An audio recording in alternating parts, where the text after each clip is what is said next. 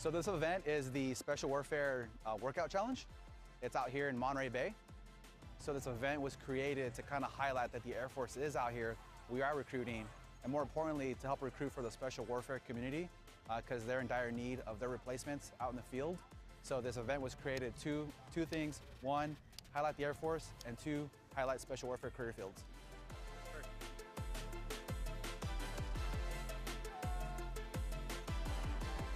So the state of recruiting right now it's hard, but not because it's hard to find the bodies. It's hard because I'm a lone recruiter covering hours of area by myself. So a lot of people typically won't see me around to even include office visits. So if I have people come to my office talk to me, I'm not there because I am out trying to find the people that want to join the Air Force.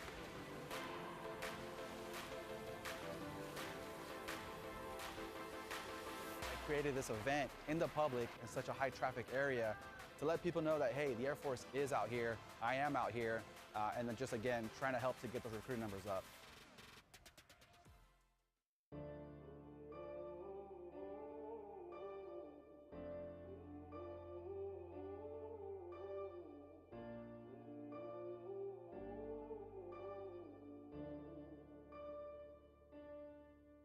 I'm focused.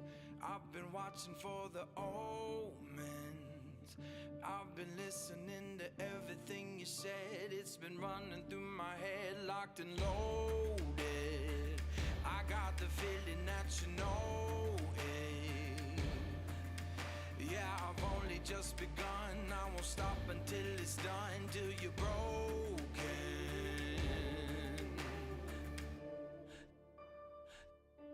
So welcome to the fire. I'm the one with the lighter. Feel it burning through your veins as we're walking through the flames, getting higher. So welcome to the fire. Welcome to the fire. Feel it burning through your veins as we're walking through the flames, getting higher.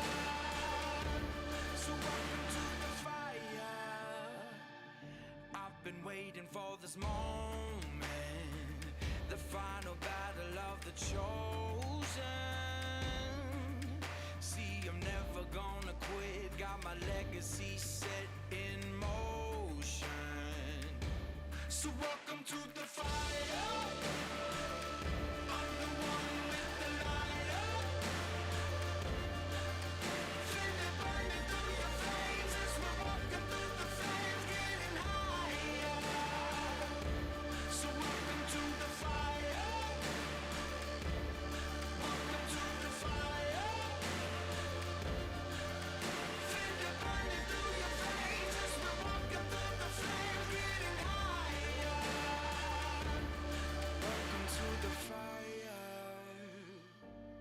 Welcome to the fire. 'Cause the bigger they are, the harder they fall. You build your fortress and I'll climb your walls.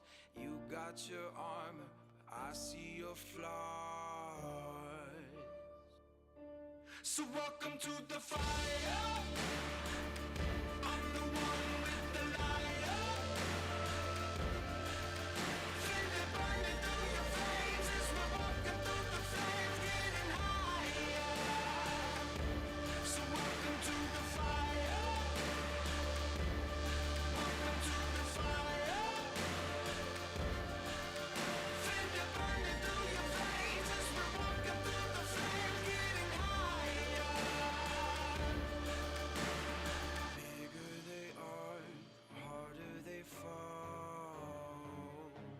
I remember when I went through special warfare training, it was at times overwhelming. But it pushed me past a point that I didn't think I was able to do. The training is set up to be hard because it's delivered with intent and purpose. And if it wasn't difficult, it wouldn't be special warfare. Not a lot of people can do it, and out of the 1% of the population that decides to serve the military, it's less than 1% of the 1%. And so special warfare in general needs to be hard because we ask our men and women to do impossible tasks anytime, any place. Special Warfare Prep is designed to physically and mentally prepare the trainees for the rigor of the Special Warfare pipeline. We want to give you all the resources and tools to be successful.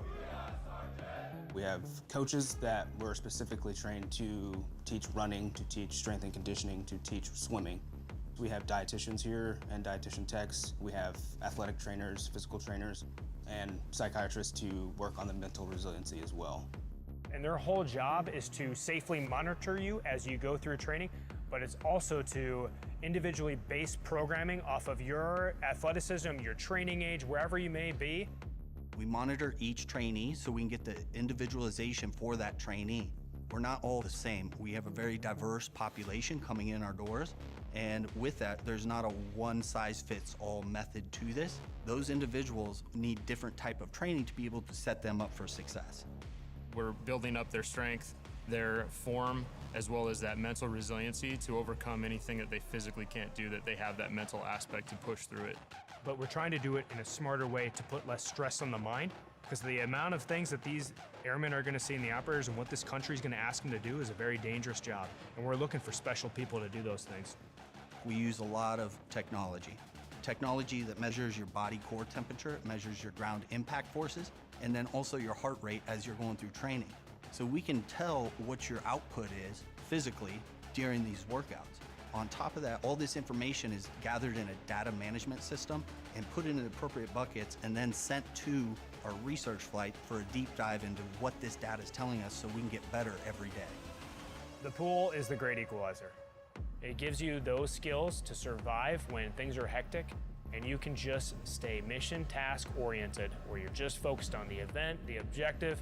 When you are starting to have some shortness of breath, your instincts, your anxiety's kicking over because you don't know how much further you can go, those are the type of people who are able to push through that moment that we're looking for. It's the best way to simulate the stress and anxiety of combat, and you'll be surprised the things you can accomplish and how much further you can push your body in circumstances that are not favorable to you. It's not easy. It's one of the toughest things you can do, but your mind will take you a whole lot further than your body ever will, and that's kind of what we want to instill here.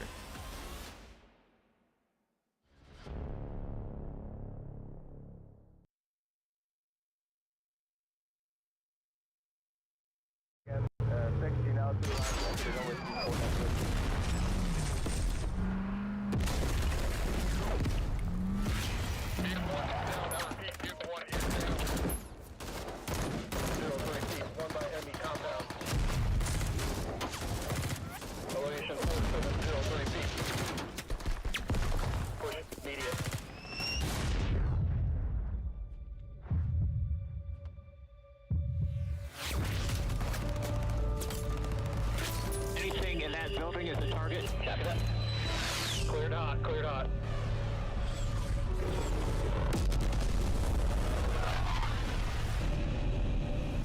Yeah, type 1 control, if I'm on target. Clear, that's all I needed. Copy that.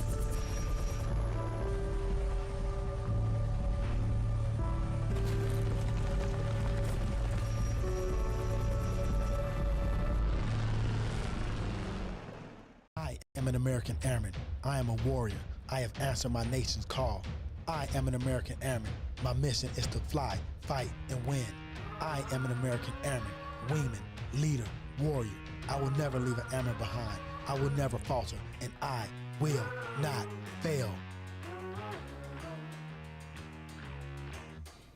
What is up, everybody? We are back, and if you look around, we're back in the old studio. Throwing it back. We're still using the new studio, but we're having some power issues in the building today, so quick adjust, and here we are, back No on the mission failure today. on We the are front doing porch. it. Yep, on the front porch Yep. in Texas. So, Yep. So one of the comments said that we were blushing. No, it's just really hot in here. It does get warm, It's a little warm in here. Yeah. That's all right. and then, maybe I am blushing a little bit. But anyway, Maybe. so back and forth. Air Force Recruiting Services, only live stream. I'm Tech Sergeant Greg Cerny. I'm Master Sergeant Holly Patterson. Today is pretty cool because of a couple Yeah. different reasons. Some of them we're going to show you here in a second, but we've had some pretty sweet intro videos.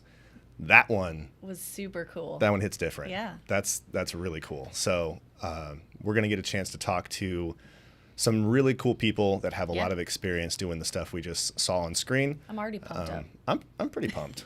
I mean, we got some time getting the show set up to talk to them, and they're pretty cool. So Yeah. why don't you go ahead and introduce our people? We can get into the meat and potatoes of what these guys do.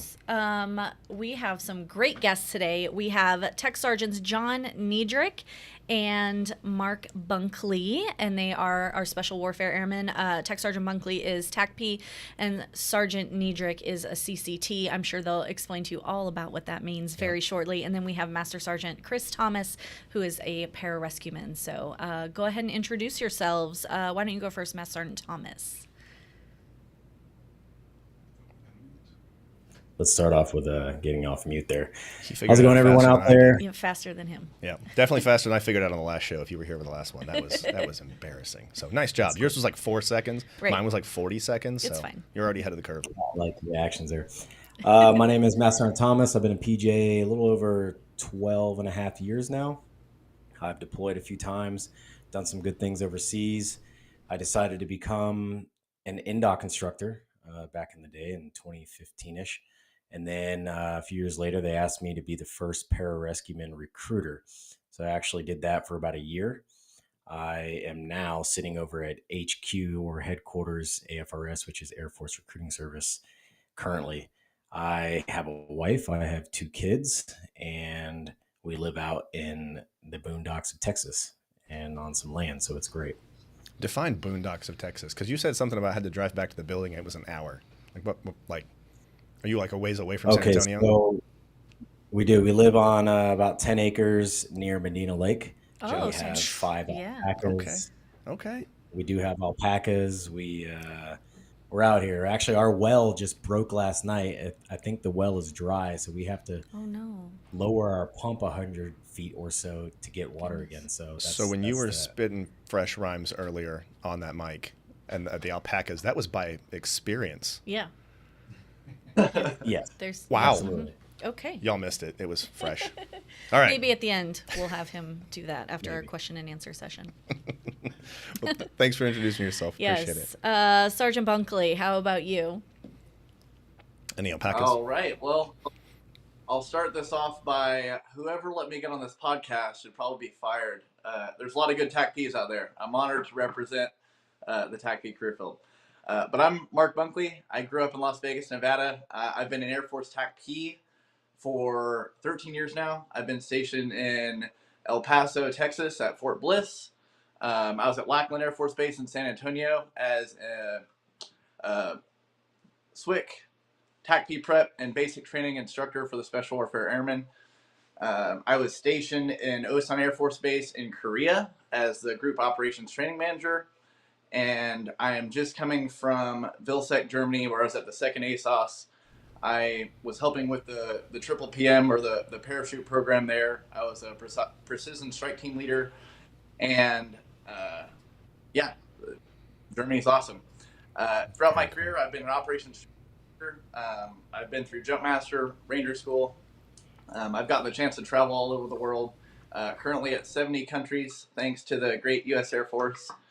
And I fight MMA. I'm a jiu-jitsu brown belt, and I'm living my job here in Northern California as a Special Warfare Scout. Living the dream. Yeah. That's cool. That's pretty awesome. Yeah. That's the end of the show. No, I'm just kidding. I was like, no alpacas? No. No alpacas, though. No crazy brown animals. belt, though. Listen, we get you guys together. It's going to be some rowdy fights. I know that. Sergeant Niedrich. Pec surgery. Yeah. Sergeant Niedrich, how about you? Hey everyone, Tech Sergeant Niedrich. I've been in the Air Force for 16 years now. I started off as a firefighter, did a couple years, and through my time as a firefighter, I've seen several of these guys, combat controllers and pararescuemen, that seemed to have the life. They were jumping out of planes, they were riding dirt bikes, shooting guns all the time, and this quickly became my dream. So a couple years in, I retrained into combat control, and it's been a blessing. Since then, after a lot of training, shooting guns, jumping out of planes, diving, I've had the experience getting to deploy Iraq, Syria, Afghanistan, and get to work with some of our nation's best in the Army and Navy, and that's been a blessing and an amazing experience. Recently, I joined the Special Warfare Recruiting as a scout. found out I had orders to Japan, and my dad was a little bit sick. So the Air Force really took care of me and offered me an assignment back home as a humanitarian assignment. So I got to join our recruiting and then share the story and talk to everyone else that doesn't know much about these jobs and share the great opportunities over here. So it's been an amazing ride. Awesome. That's really cool to Yeah, hear how the Air Force took care of you. Yeah. Looks let's like you got go. You got some fans out there. Fans for Sergeant Bunkley. So I got to say, what was We've that? got a good crew. That's awesome. So here, the Air Force Special Warfare NorCal Bad Boys, we have a good program preparing, developing, and mentoring all of the Special Warfare recruits before they get sent off to basic training. But also we have a pretty good group of active duty airmen at Travis Air Force Base in Beale. So good team, lots of people.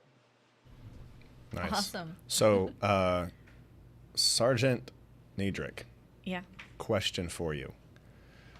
Are you a designer for any hotels? Because it looks like your living room there is on par with what I've seen on some recent TDYs. Yes. You've got to be in like cahoots with some of these guys.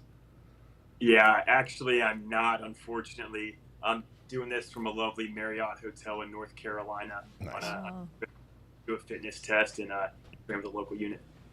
Nice. Okay, so not the living room. I was a little concerned, but also at the same time a little jealous because I was like, dang, Yeah. it looks just like a hotel room. putting a lot of colors together there. All right, so I got a question for the group kind of at large. When people think of special warfare, they think of stuff like the video we watched. A lot of times that can feel really localized to the place that you're at when you're doing those missions, or even the training that you're doing.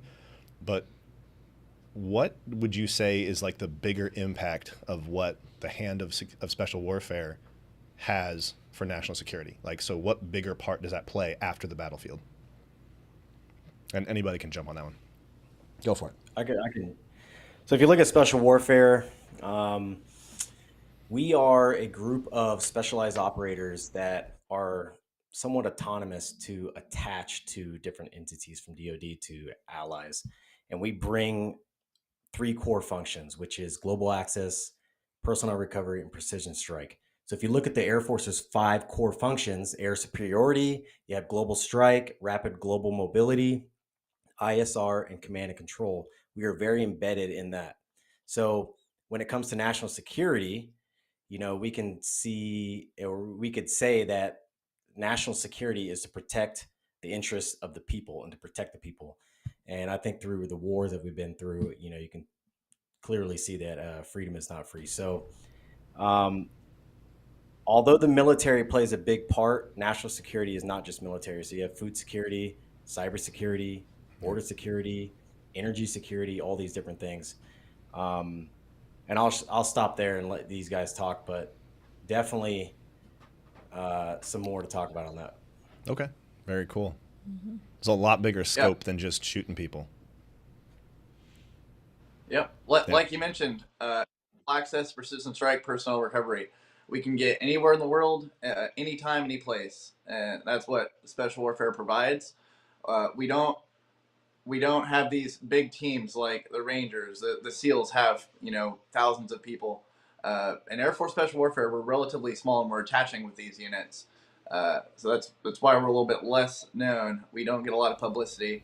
But yeah, any place, anytime, anywhere in the world, we can do our mission for global access, personnel recovery, and precision strike. Nice. Yeah. Got anything to add? Mainly on national security, the fact that our biggest threat is China right now. Right. We're going to talk about this. China seems to be roughly 10 to 20 years ahead of us. Mm-hmm. And their main 2 points that they can hit us with right now is counterintelligence and economic espionage. So those 2 together is a real big threat right now. So I think our main goal for the Air Force, and this is set by our leadership, is deterrence. So if you guys don't know what deterrence is basically deterring our enemies by showing force, or we ultimately do not want to go to war, especially with China. There's going to be millions and millions of casualties. So whatever we can do to deter that would be our main goal. And with our force as Air Force, air superiority, that's going to be a tough battle. Sure. Right. But it's important that we take the best of the best, put them at the front, and get everybody else behind them, supporting them. Right. But I think that also brings up a good point that it's not just, what do they say, kicking butt and chewing bubble gum and being all out of bubble gum or whatever.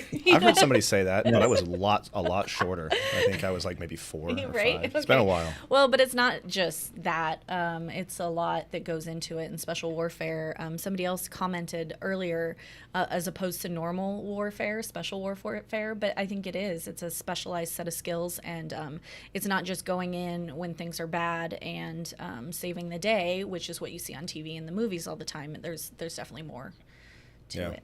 I've had some pretty cool opportunities to work, whether it was training or whether it was downrange with Air Force guys, and watching you guys work is pretty cool because most of the time you say they're not big teams. You're not running in huge numbers, and even sometimes, especially in the case of PJs, you're probably most of the time you're the only Air Force dude in the stack, and with all the rest of that team there. So to watch you guys be able to carry yourself the way you do, to see you carry a team's worth of experience and capability into a bad place and make, our brothers and sisters in arms feel better and be safer, and provide the kind of support you do. That's hero stuff. Don't want to say the words, but it's still hero stuff. Whether or not you actually have to do hero stuff in the process, the ability to take that, capability to a stack, to a group is really cool. Yeah, for sure. Yeah. For sure.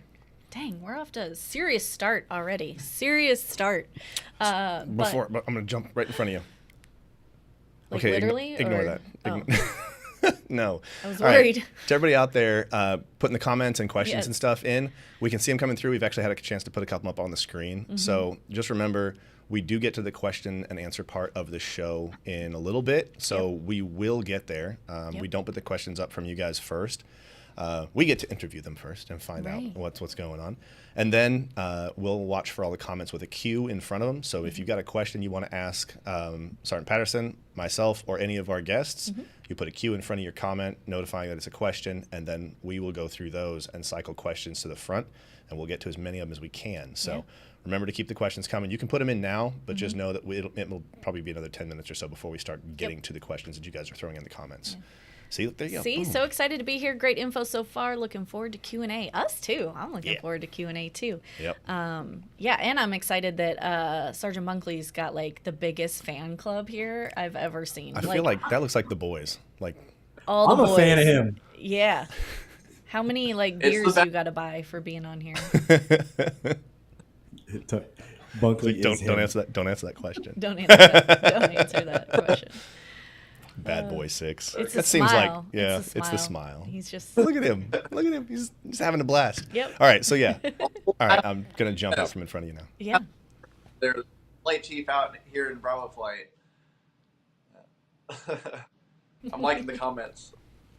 Yeah. We're loving them. That's great. Yeah, it's great. Keep them coming. There's a bunch more. There's a bunch more. Right. So many. We can put a bunch of them up there. We should have a tally, a little counter in the corner that's Sergeant Bunkley's fan club 3.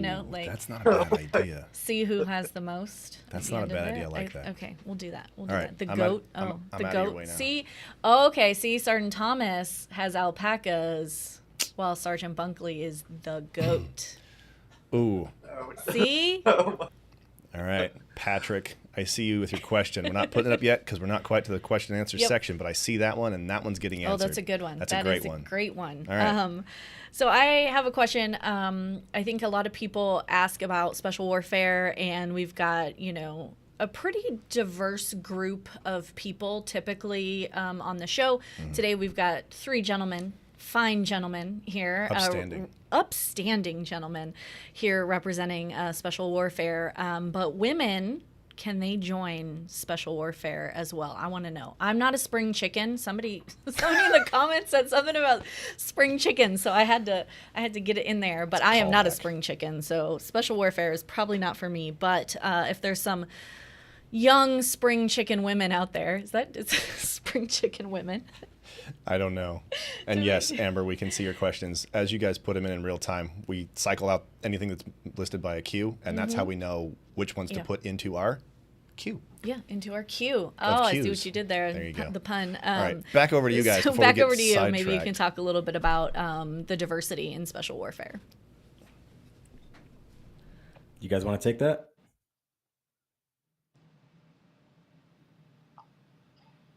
Tech Sergeant Niedrich?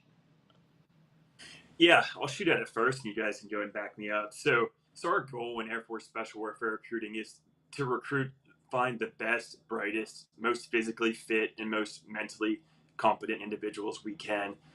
All of Special Operations, Special Warfare has been open to women for several years now. So we expect to continue to see women applying, coming and trying out our assessment selection, and joining our ranks.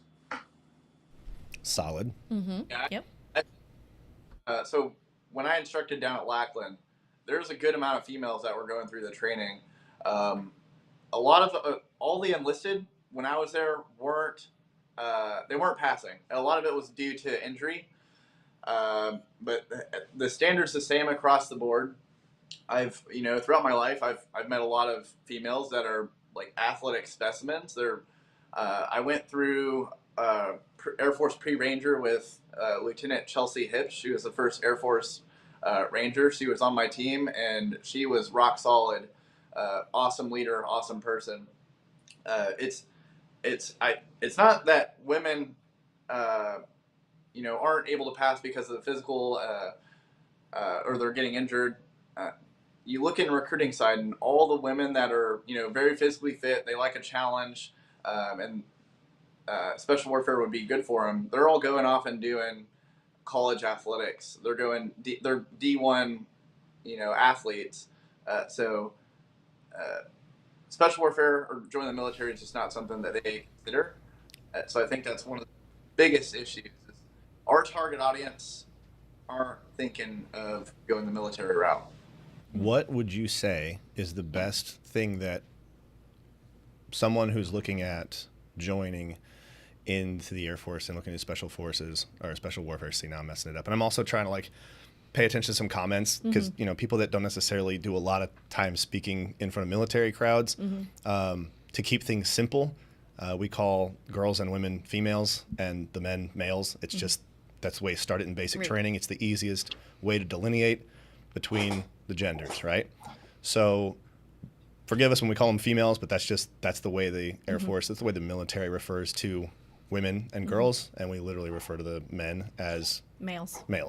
So it keeps it simple. So when we say that, we're not trying to be rude, promise. So if a young female is trying to look into special warfare and she's interested in joining, what could she do to set herself up for success to be able to make sure that she has a solid shot at making it through that selection process? Because guys are the same way, males the same way, right? See there, I said guys. Yeah. I'm gonna eat my words here. So when males do the same thing, spend years preparing for this. So it's not something that is just inherent. It's not easy. So what could anybody, male or female, do to prepare themselves for special warfare selection process and all that? I could help out. I was an NDOC instructor for pararescue, then I was the instructor supervisor at the prep course that they're at right now. Okay. Real quick on the females, I just want to point out that I believe it's a numbers game. You have 1,000 guys trying out for special warfare and 100 make it. But if you only have 100 females, then you can just see the correlation there when it comes to numbers. The more we get this out into society, and I'd say in the next few years, you're going to see more females. Sure. When it comes to preparing, that's tough. That's a tough one to hit because as an instructor myself, Bunkley, even Niedrich can back me up here. I have seen guys who look like Paragraeus in Troy. He's 6'7", jacked, ripped, scar across his face, and then his girlfriend dumps him in the first 2 days and he quits. And then you see the guy who looks pre-Captain America before he gets in the machine, and you go, I don't know, and he makes it, and he's an honor grad. Wow. But physically, you just have to train to our standards, and you have to exceed those standards. Doing 40 push-ups and doing just barely 8 pull-ups, I'm not saying it's not going to cut it, but the more you're prepared, then the more your luck is when the opportunity comes. Sure. I would say right now, a very high percentage of our SIE or our fail rate is due to water confidence. The more you can get in that water, the more you feel confident, the better chances you're going to have when stress hits you in the face during our selection courses. So a lot of our questions that we get, we can kind of point the people looking at the Air Force back to recruiter station, right? So it's like your best bet here is going to be, recruiter station. Go talk to a recruiter. You'll get more answers that give you more guidance. Like we can give you the direction, but right now the best first step is the recruiter. What kind of responses, what kind of information can people get from special warfare recruiters that they'd actually be able to take? Like, is that a good resource for people to go talk to? Is there a specific brand of recruiter that is tailored to special warfare? 100%. I guess I'll answer this. The screen's on my face. That's all right. No, it's all right. I just kept talking and I kept looking because I can't really see Major Lane, and I know he was doing something because I kept. I'm sorry, y'all. No, it's fine, sir. Yeah, it's all good. I was like, we're just gonna hang out here. Yeah, we're so, just. Anyway, special warfare recruiters, is that a thing? So right now in 2023, it's very, very simple to just get online, look up Air Force Special Warfare, go to airforce.com/find-a-recruiter. He's doing zip my thing. code in, Yeah. and boom, now you can find out. And if you can't find an SWR or Special Warfare recruiter, you're going to go to enlisted sessions, tell them I want to be Special Warfare, and they're going to forward you to that SWR. Yep. Correct. And you're going to get all the information you need. Yep. Okay, so Major Lane, could we get the number, QR code, and website? So I normally do that first plug. And that all of that stuff right there. Scan the QR code. This is a good start. Airforce.com, and use the recruiter locator that's actually on the screen that's printing that out down there in the bottom corner. You go down there and you select what you're interested in, and not even like job, but like even more broad than that. Do you want to be guard? Do you want to be reserve? Do you want to be full-time active duty? Do you want to be an officer? Do you want to be special warfare? Are you interested in health stuff? And then it stops, and then you have to get more precise from there. So also Aim High app is really awesome. I want to join as a reservist. Nice. Do it. Get after it. Go talk to a recruiter. Go talk to a recruiter, and I'm sure because you typed that, someone in the chat will they'll reach out to you. Get in there and say, how can I help you? So. All right, now we can go back to the big screen. Yeah. Perfect. There we go. Awesome. So thanks for doing my intro plug for me. I appreciate that. They're doing all the work for us. They should just host the show. Okay, bye. He's already got the microphone and the mustache. I can't grow that. And the American flag. I don't have the flags this time. We don't have a flag. We got sweet lights in here and a guitar. And the skateboard, big skateboard. Yeah. I thought it was a surfboard for a second. I did too. I always thought it was a surfboard, even though I thought it was like a decorative surf. Okay. It's got anyway. We're getting a little off track here. But yes, okay, you guys have been awesome in answering these questions. Talk to us, I guess, before we get into the questions soon. I think we're going to get into 5 minutes. Yeah, like 5 minutes. So make sure you're putting those cues on those questions, and we are going to get them up there and try not to get so distracted. I'm like everybody's like typing away. I'm so distracted by it. But I'll take one if you want, because I've got a question that kind of popped up. So a lot of times on these shows, we have a guest kind of mixture of officers and enlisted, right? So in special warfare, are there officers, and what do they do? Oh, good question. Don't answer that honestly. I'm just kidding. No. You're gonna get us in trouble. If you're gonna go talk to a recruiter, what do they tell you is the difference between officers and enlisted? Right. So I want a book answer on this one, please. Yes. So officers, they're in the leadership role and they're doing most of the managing. So as a young lieutenant, you can expect to be doing the stuff that the senior airmen and the staff sergeant are doing. You go through all the training with your enlisted counterparts. You go through ANS. You go through all the different courses. In TAC P, you jump right into the TAC P schoolhouse. So you're going to the courses and you're doing all the training with the enlisted airmen. After that, once you get your unit, you are now just soaking in all this information as a young lieutenant on how to do your job. After that, once you start looking at, captain rank, you're now leading a flight of 20, 30 different special warfare airmen. You're now in charge of leading the training and making sure these guys get all the equipment that they need. And that's a heavy task and a heavy responsibility. So with that, you need to maintain your qualifications most of the time. But that's taking time away from your qualifications, doing all that managing and getting good use out of your guys and your resources. So your tactical level knowledge is still expected, even though you still got to do a whole lot of other stuff. In my last unit, we'd have our captains come out to the field with us, They'd be doing the field. They'd be doing everything that we'd be doing as enlisted airmen. Now, as they're pushing out different teams to go do certain tasks, they're not going with them. They're not the team leads. They're managing from a tactical operations center, or they're managing the different teams that are actually going out and jobbing. But they're still going out to the exercises. They're still coordinating. They're still setting up. So in the officer role, you're looking at more leading and managing your men and your assets. And then as you keep progressing through the ranks, major, you're looking at being an assistant ADO or assistant director of operations, or a director of operations, to where you're now the number 2 in command for your squadron. As soon as you make lieutenant colonel, you're now leading the squadron. So your tactical level knowledge of things is starting to fade, but you're doing all the behind scenes work to get your people what they need. Sure. So would it be easier for someone to go SW officer after already being enlisted, or is there like a solid pipeline set up for people to go straight into SW officer from civilian? Yeah, that was a great answer, Bunkley. I'm not going to lie. That was very detailed. Because he's the GOAT. I would say statistically, to have someone come off the street going to a regular college, then going into an officer position in special warfare is a little bit harder because of the lack of leadership.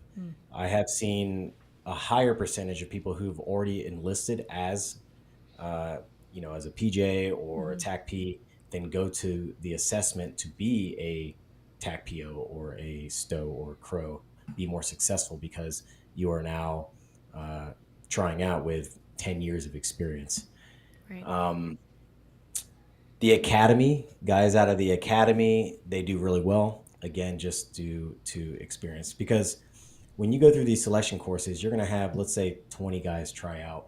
If you're a guy with no leadership, now you're having to physically keep up with everyone else and try to lead. And you can get drowned out pretty easily by a guy who has 10 to 15 years of experience. Right. Gotcha. Solid answer. Yeah. It's because he's the alpaca. I'm glad you're keeping track of all of the animal references. I'm really glad that you're doing that. We'll figure out what we're going to call Sergeant Niedrich soon. We'll figure it out. The designer. The designer, the architect. The architect. That sounds way cooler. You're still in charge of that. That's his evil. He's still out there getting it on the OFTs and getting 100%. Right. I like it. You throw that. I want to ask everyone who's not passing the test to include myself. I feel like that was emphatic, and the mic was cutting out. So why don't you say it one more time? Good on Sergeant Niedrich for getting out there, and he scored 100% today on his operator fit test, which is not an easy feat. Not a lot of tech sergeant, master sergeants are getting that number, and I can't even get that right now because my shoulder's broken. So. Wow, that clap timing was great. Yeah, the clap timing is not for the broken Your shoulder. shoulder's broken. Yay! But dead silence and crickets when he gets his 100. Right. I'm like, yeah. But also, you were talking. If we'd have put that over, we'd have Right. never heard you finish. So, congrats, nice job. That's. I don't even honestly know what that consists of, and I know it's not easy. Can we elaborate on that really quick? Yes, please. So, go for it. Tech Sergeant Niedrich, he did a test today and he maxed it out, which is actually very difficult. So if you look at the events, they're all back to back. You're going to do a 3-mile ruck with 65 pounds on. And I think you have roughly 40-something minutes. Someone help me out. Jeez, that's... That, How far? 3 miles? 3 miles with 65 pounds. What's that, Bunkley? I don't know the time standard either, but if you're not passing Either way, that, it doesn't matter to him because he's knocking it out in 30-something. And then you're going to do max pull-ups. You're going to do a 300-yard shuttle. So you're going to go 25 yards back and forth until you hit 300. And then you're going to wait a few minutes and then do it again. And then they're going to take both times. They're going to find out the median, and then that will be your score.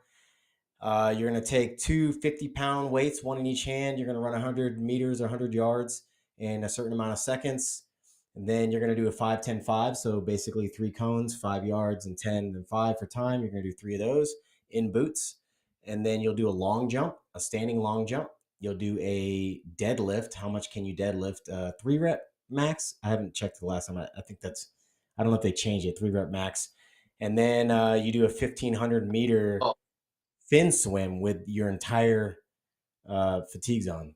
So you're doing this back to back, and this man right here maxed it out at, I don't know how, 15 years in. So it's really impressive. And I like to bring the quote in from Seneca on this physical attribute that we have, that we expect from our guys. And the reason why we crush guys is we treat the body vigorously so it's not disobedient to the mind.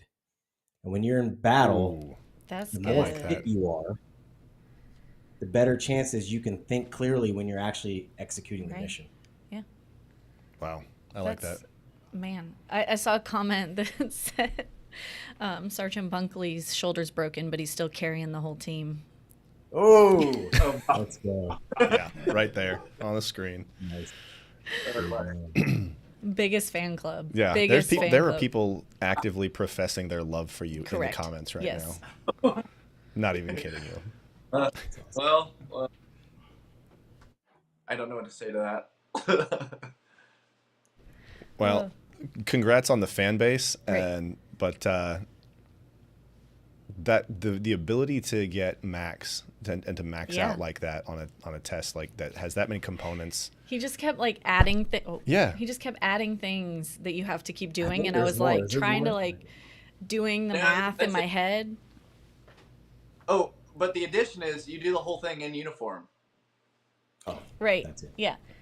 Yeah, that'll help. Correct. I don't want to, like, sometimes I don't want to do anything in this. I'm like, I don't want to eat my lunch in this. I don't want to type at my computer in this, but. That's okay. real Air Force stuff right there. I know. This is Eat so lunch and type Oh at my, your I have computer. to type at my computer in my full uniform, guys. Okay. And you guys, us three here are in San Antonio. Bunkley's in California, and Niedrich, you're in where are you at right now? I'm out of Oh, Pennsylvania. North Carolina. I'm currently in North Carolina. Right. But it's like Designing 108 degrees here right now in San Antonio. So think about doing that test out there. Ugh. Yeah. Yeah, If no, if thank you you. were here shooting with us, which I know you were supposed to be in studio with us at headquarters at the building, which would have made lots of sense. I'd have had you in a sound booth, which is actually more air conditioned than the rest of the building. Don't tell anybody I said that. Wow, Yeah. great place to announce that one.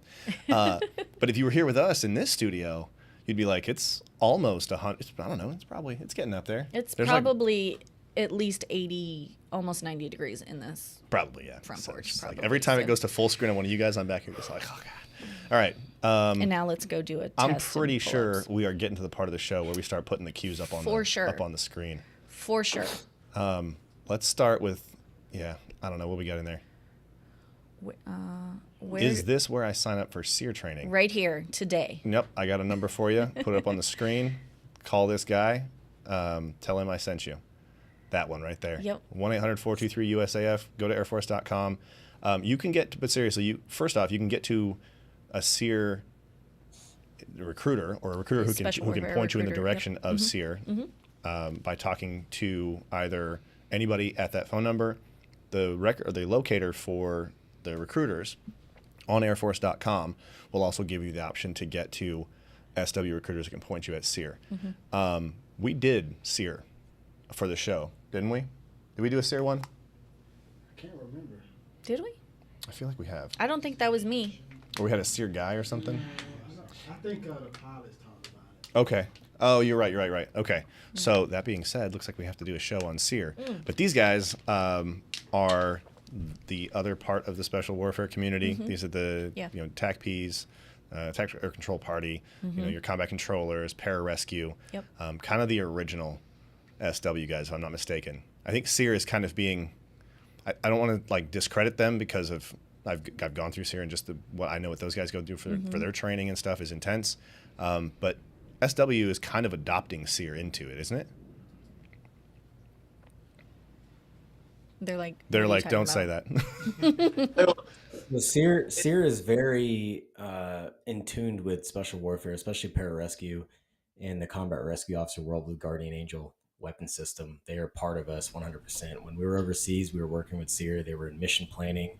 They were behind the scenes the entire time on every single mission we did. So well needed and a great asset to our team. Awesome. I guarantee you anybody who sees that little bit or hears about that is going to appreciate that from the SEER community. So, so to answer the question, this is not exactly where you sign up, but this is where you get information about it. And we'll tell you either go to airforce.com or go talk to a local recruiter. If you know where they're at, go directly to their door or call them. If you don't know where they're at, use airforce.com recruiter locator, and it will point you with the closest guy to you, and then you can go talk to those guys. But yeah, we need SEER guys. Please go check them out. Go talk to a recruiter. And women. Yes. And One of them. they get a lot of training. And they get a lot what? They get a lot of Boston training this year, guys. All the different survival schools you go to, everything you're learning in SEER is very applicable to a lot of different skills in life. Building shelters, surviving out in the wilderness.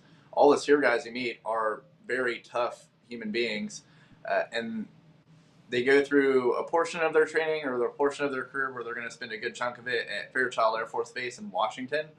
And after that, they branch off and go to different courses to where they're teaching, leading, and mentoring Air Force airmen who are air crew or special warfare airmen on how to survive if in the event that they get dislocated from friendly forces. And with that, you know, it's they need to be mature. They need to know how to teach. They need to know how to lead. So skills that you get in SEER are very applicable. And on top of that, you get to do some really awesome training. So you get to go out to different survival courses, all terrains: desert survival, Arctic survival, jungle survival. I've known a good bit of Air Force SEER guys, and they do a lot of cool stuff. They're static line jump masters. They're military freefall jump masters. They're water survival instructors. I had a SEER roommate at Osan Air Force Base in Korea. The guy was never there. He was always in Japan training the Japanese special forces. I don't know what you call them. Don't quote me on that. But the next week he'd be like, yeah, I'm organizing a trip down in Thailand to train with the Thai special forces and eat rattlesnakes and do crazy stuff like that. So he's always doing cool stuff. And then one thing I'll say about SEER guys is every single time I've been on a hike with them, they will tell me what I can and can't eat out in the wilderness, what things I can do with different trees, and yeah. I'm like, stop talking to me. I don't care about what bugs on a hike. Shout out to our Cameo water slurp. Just heads up, if one of you guys is on screen, we can still hear the mics from the other ones. Yeah. Just so you know. We won't but call it's out cool anybody. because we're not going to call anybody out. It's only one of two people. But we've been known to get a little close to the mic with the water bottle. I might have done it one time. She did it one time. I was trying to be quiet, but you know when you try to be quiet and you can actually like hear. Yeah, and she got like real close to the mic, so it was like gulp. It was. It's exactly what it was. It was that noise right there. I confess. There you go. Awesome. That's okay.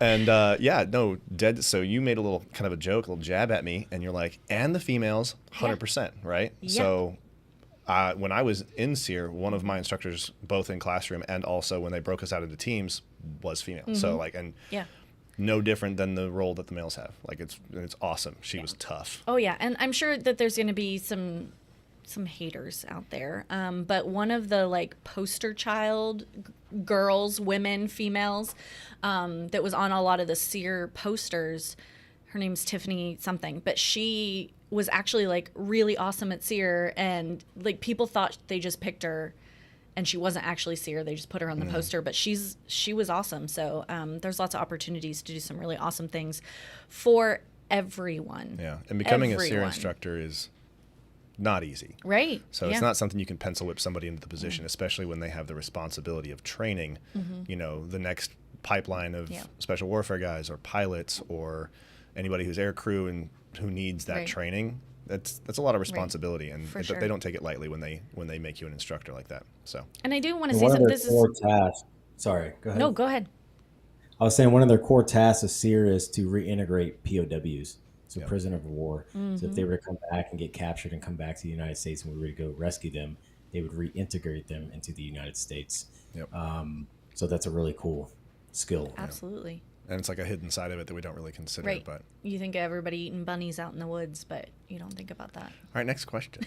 Well, What else? Okay. Anyway, no, but I did want to bring something up is, I know we're kind of stumbling a little bit over the girls, female thing. Well, somebody brought it up. I mean, it's valid right. if we don't talk about it. And they did point out something. They were like, well, you haven't said boys. You've said men or and guys, right? Yeah. But you've said girls. And I think part of it for me is that I'm so focused on actual female children, like the girls, and inspiring them to grow up and do something like this. Yeah. It's not often you have to go talk to a boy in elementary school and say, have you thought about being special forces or special warfare or a firefighter? They're like, that's all I want to do. Right. But sometimes little girls don't think about that because they don't know it's an option. So when I say girls, that's what I mean. I actually do mean female children because we really want to inspire them to do things like this, or to be a pilot or a firefighter or a broadcaster or anything that they want to do in the Air Force. And so I don't know what made me think about that, but I know we just keep... That's a great point as well, because I have an 8-year-old. These guys know my daughter. She's an absolute stud. She's a beast. And she's a gymnast. No, seriously, she's an absolute stud. I'll tell you, one time I woke up, I couldn't find her, and I went in her room. I was like, where's Callie? And I went out into the little playroom that we have, and she's doing weighted flutter kicks because this is like 6 a.m. in the morning. She's 8 years old. She's already made the decision to go to the academy and be a fighter pilot. That's awesome. That is incredible. Like, she is just, and I think that's just being around the community, letting her know that the sky's the limit. You place your own glass ceiling on your head, right? And it's up to you. So, All right, let's move on to the next question. Yeah. We're going to try to keep moving through them because there's a bunch now. Is it possible to join after 39 years old? Yes, no, why? Yes, and why? Because it is. You don't even have to have a waiver. As long as you leave for basic training before your 40th birthday, you can join the U.S. Air Force on the enlisted side. Yes. So, yes.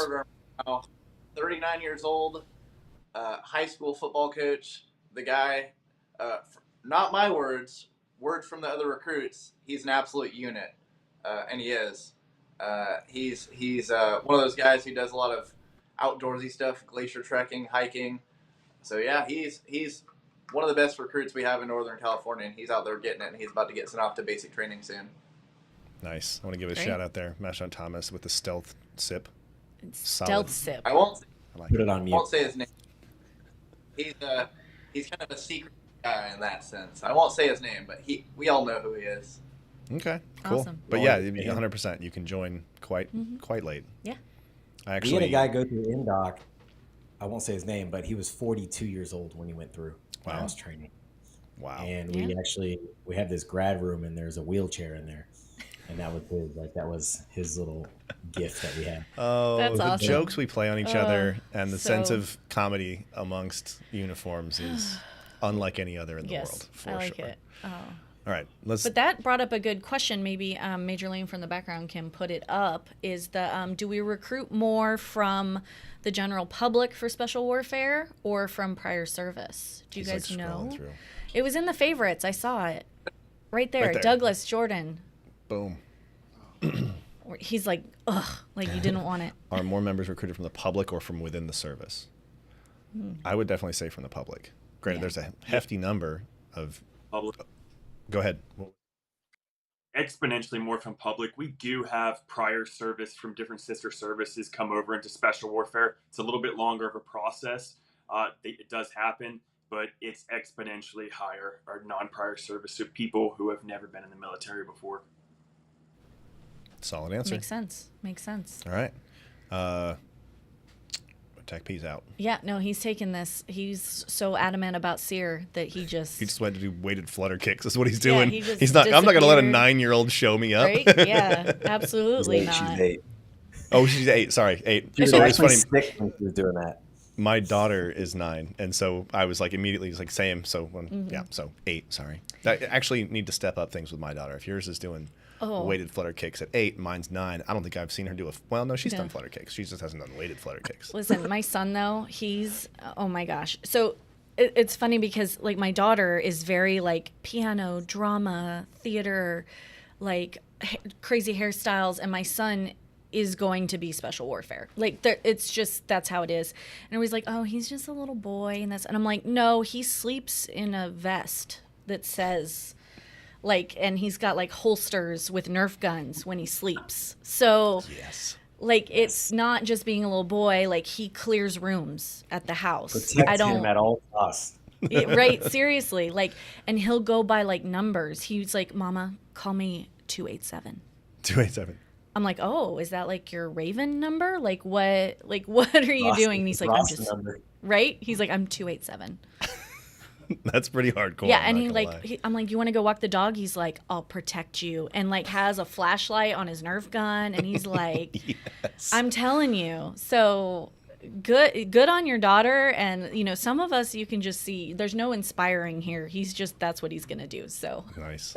He's inspiring us. He inspires me every day. Go. But you know, not to go too much into it too, but there was one day I felt really cool because my ex-husband, his father, we're both active duty military. We're both public affairs. So we do the same job in the military. But if you ask my son what we do, Daddy works on a computer and Mama goes to war. Yo. So I'm just saying he's my favorite child. Don't tell my daughter. Oh, snap. To make sure this one never posts to the internet. Right? All right. 12 years later, she's like, what did you say on there? Yeah. Ooh, here's a good one. I think will kind of bring us back to grassroots. Do that top sorry. one. No, you're fine.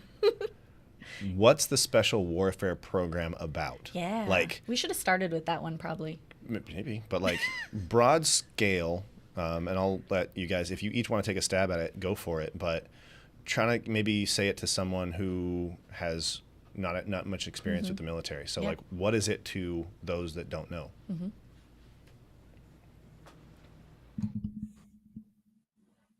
Any of you guys?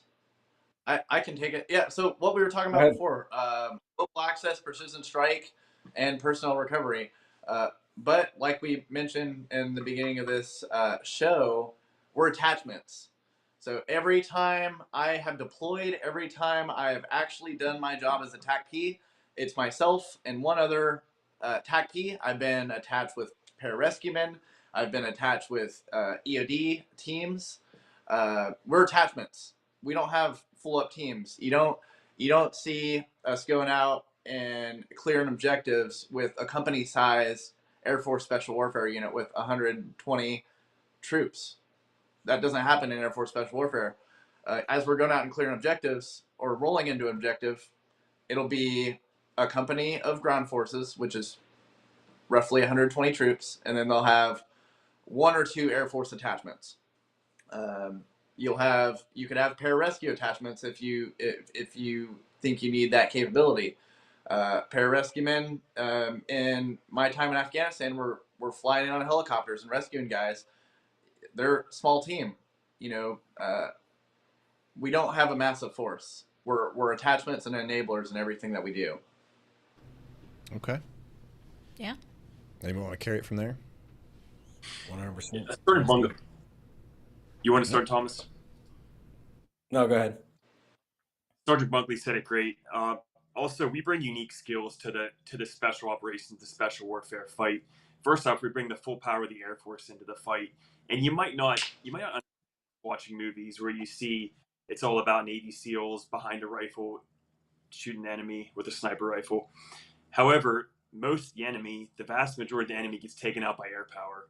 In Air Force Special Warfare, if you're a TAC-P, a combat controller attached to a sister service, a Navy SEAL platoon, an Army Green Beret, ODA, we bring the full power of the United States Air Force to the ground that decimates the enemy, that you won't see them get credit for it in movies, in many books, but that's what we bring, that unique skill. And if you want to get after it and solve unique problem sets that the military has to solve and really making an impact on the battlefield, there's not a better place to do it than in Air Force Special Warfare. Dang, so end of show. Let's make that special. That's it. I was leaving a little bit of dead air on there, even though I wanted to say something, because I'm totally stealing that and making a mini clip out of it, and that's going to go on we call it sizzle reels. Yeah. Yep. Yes. That was... Yeah, that was fire. Woo, Thank you. Yeah. All right. I'm pumped up. The architect coming in hot with that one. All right. We just gave everybody nicknames. So I was thinking about it. If we stick with the animal theme, and when I thought architect, what's the first animal you think of when you think architect? A giraffe.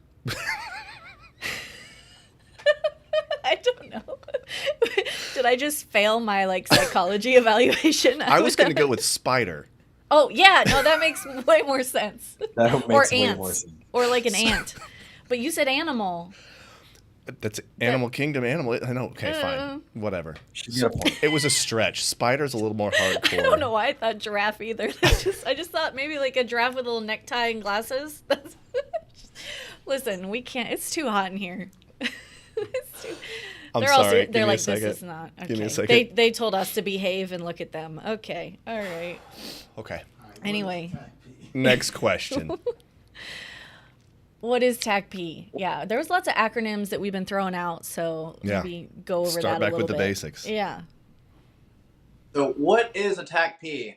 As a TACP resident right here, I'll take this one.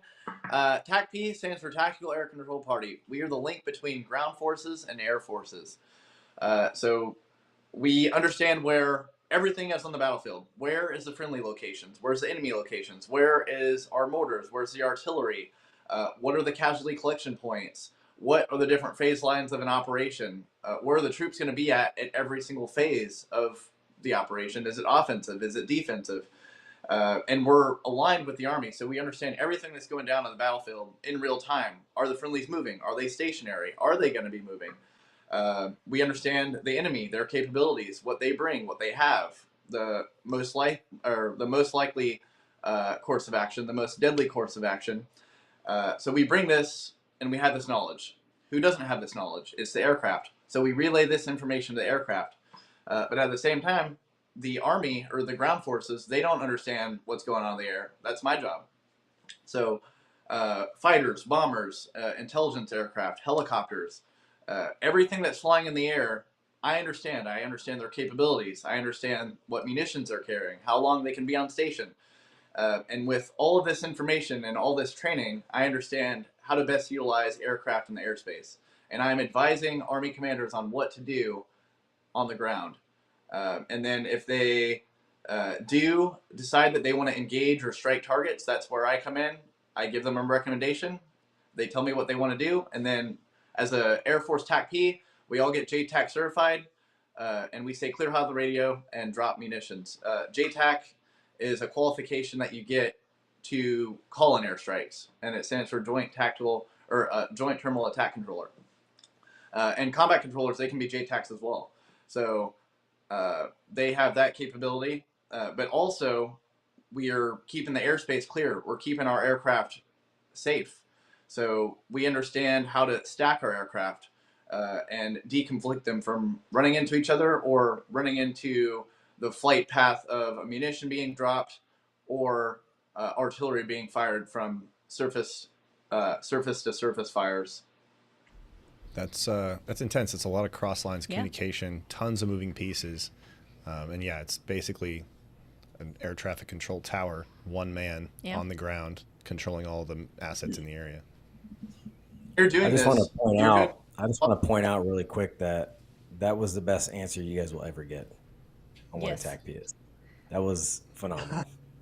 Nice. Well, I like the theme. Rewatch this and then copy that down. So next time I have to talk about it, I'm going to say that. There will be lots of copying. Actually, I've got this great video of this one time, and then just let him say it again. Right. So I like the theme that we're on. Why don't we just kind of carry on down the row and see if we can do a similar breakdown? We're not having like a performance expectation here, so it doesn't have to be as eloquent. But if we can kind of briefly describe in the easiest to understand terms what each of your acronyms mean, what it really translates to. So sure, I'll be a lot shorter. That was a lot. That was great, but I'll be a lot shorter. So a pararescueman has the ability and capability to save anyone, anywhere, by any means. That's it. From a helicopter to a C-130, I can skydive out. I can scuba dive in. I do civilian rescue and overseas rescue. So, for example, we've had people in Haiti helping out with earthquakes. We've had people in Katrina. I did some rescues out in Alaska, some mountain rescue. And then in Afghanistan, I'm jumping off helicopters, running across cornfields, getting shot at, picking up people on litters and bringing them back and doing medicine. We can be attached on the special tactics side to a SEAL team, to Green Berets, and so on. And so anything rescue specialists, we can cover. There's nothing that we can't do. That's awesome. Yeah.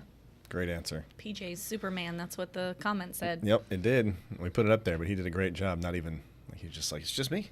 It's just me. All right, Sergeant Neiman, what you got? Yeah, great job, Sergeant Thomas. So, CCT, Combat Control Team, we are experts in integrating air power into the special operations fight. You can do this. One side of it is the JTAC side that Sergeant Bunkley described. Some combat controllers are active JTACs, and that's bringing bombs on the enemy. That's going out with another sister service special operations team, a Navy SEAL platoon, an Army Special Forces ODA, and being the air expert in that team. You're another special operator that can shoot, move, and communicate at a very high level, but you also bring the air power piece into the fight.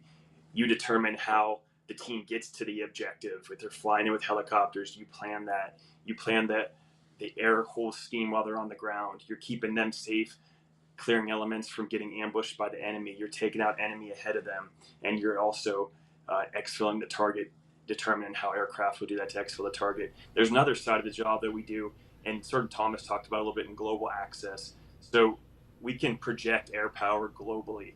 What that means is if we're fighting a future enemy that has capabilities such as we do, a high level of technological capabilities, we can land aircraft in areas where there may be no airfields. We can move our aircraft around strategically and enable these aircraft to do that, whether it's landing on highway, landing in the middle of the desert where enemy cannot actively target them. So we bring the JTAC piece to the fight, dropping bombs, and we also bring the global access piece to the fight, helping air power get anywhere globally.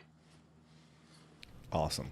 Yeah, and I'll add on that. The Haiti earthquake, everyone remembers that. Mm-hmm. Combat Control went in there and set up an airfield within 15 minutes. Wow. Comparable to civilians would take 6 to 8 hours. Wow. So you can imagine how many lives are saved within those hours.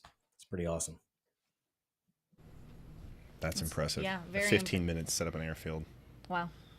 I can barely get my kid to get from his room to the kitchen in 15 minutes. Mm-hmm. Correct. Correct. All right, next question. Major Lane from the background. What are some things that people can do to be successful in selection? Great question. Who wants to take We could this all one? answer this one. Mm-hmm. I think we all play a part in this. Go you for want to it. go first?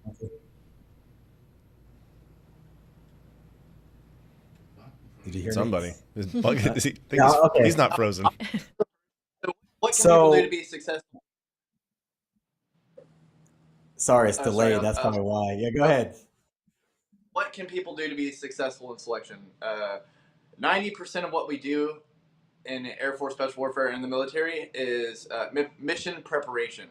So that's 90% of the task at hand. So everything you're doing before you get sent off to basic training needs to be in preparation to set yourself up for success when you're in the training.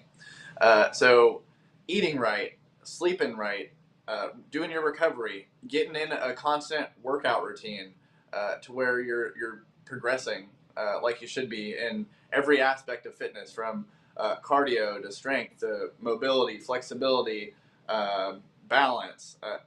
Every part of your physical your physical fitness needs to be on point, and it's not going to get there because you're like, oh, but I want to be special warfare. Then you just sit on your couch and you don't do anything. You need to be active. You need to be get out there running, rucking, swimming, doing all that jazz. So being physically fit, getting in with the T3I or your special warfare scout in the area to get with a plan, but also just aside from the physical stuff, the mental piece is massive. So understanding your why. Why do you want to do special warfare? For me, I wanted to do something fun and I wanted to do something meaningful. And I wanted to make the world a better place. But also, I have my family and friends back in Las Vegas. I had a big support system. I told them I was going to be a special warfare guy. I had no idea what it meant at 17 years old, but I wasn't going to quit. So that was my driving force.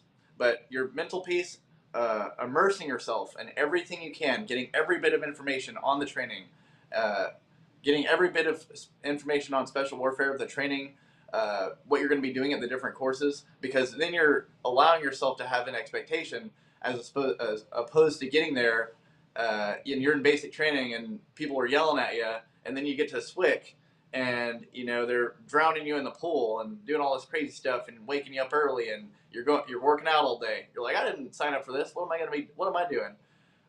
So get that expectation right now. That's going to be very difficult. But also realize at the end of this road, you're going to have one of the most meaningful jobs in the world. Mic drop.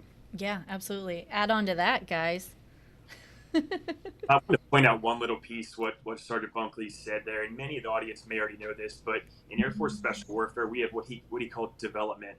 So we don't expect you to know how to train up and be great at these jobs, to know how to train up everything for the assessment and selection or whatever career field you go to, just off what you see on the internet. We have a development program where we have prior special warfare guys and girls that their job is to train you up before you ship off the basic training to make you more successful. So they're going to expose you to the stressful stuff. They're going to get you in better shape, sure. However, they're going to expose you to the water. They're going to show you what water confidence is like. They're going to get you better and more confident at things that people struggle with in these pipelines. And then you're going to have the added benefit of working out with a group of individuals who are going for these similar jobs in Air Force Special Warfare. So you're going to be able to get challenged by others around you, to get better at stuff you're weak at, to get pushed, to get tested in your leadership. And you're going to get really a benefit that before 3 or 4 years ago didn't really exist. And there's not really another branch in the military that's doing this to prep their individuals and make them more successful. So that's a huge benefit we have that takes the guessing out of the game for you if you're interested in Special Warfare. Awesome. All right, that's another mic drop. Right? Hit me with that 3. All right, so over the years, I've really analyzed what it takes to create a special warfare person, and I still can't. And it's crazy because we are still trying to figure that out. Training guys, doing different things seems to not give us the answer or the outcome of the person we want. So, but if I were to put it in a nutshell, before you train, you have to suffer. There's always blessing in suffering. For example, like when we work out, for the next few days, you feel weak, but yet it's making you stronger. Suffering to a blessing. When you eat really healthy, but you've been coming out, you've been eating pizza for so long and you start eating healthy, I'm like, man, this sucks. But then in a few weeks, guess what? You start eating leaner, start feeling better. Suffering is blessing.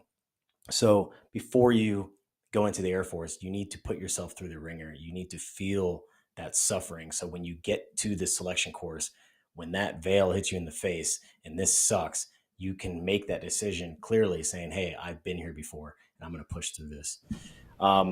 If I were to look at a quote, good luck has been preparation meets opportunity. We have given you guys the tools. We have given you the outline to what makes someone successful physically. Water con, running, push-ups, pull-ups, sit-ups, your deadlift, your rucking, all these different things. We tell you exactly how to do it.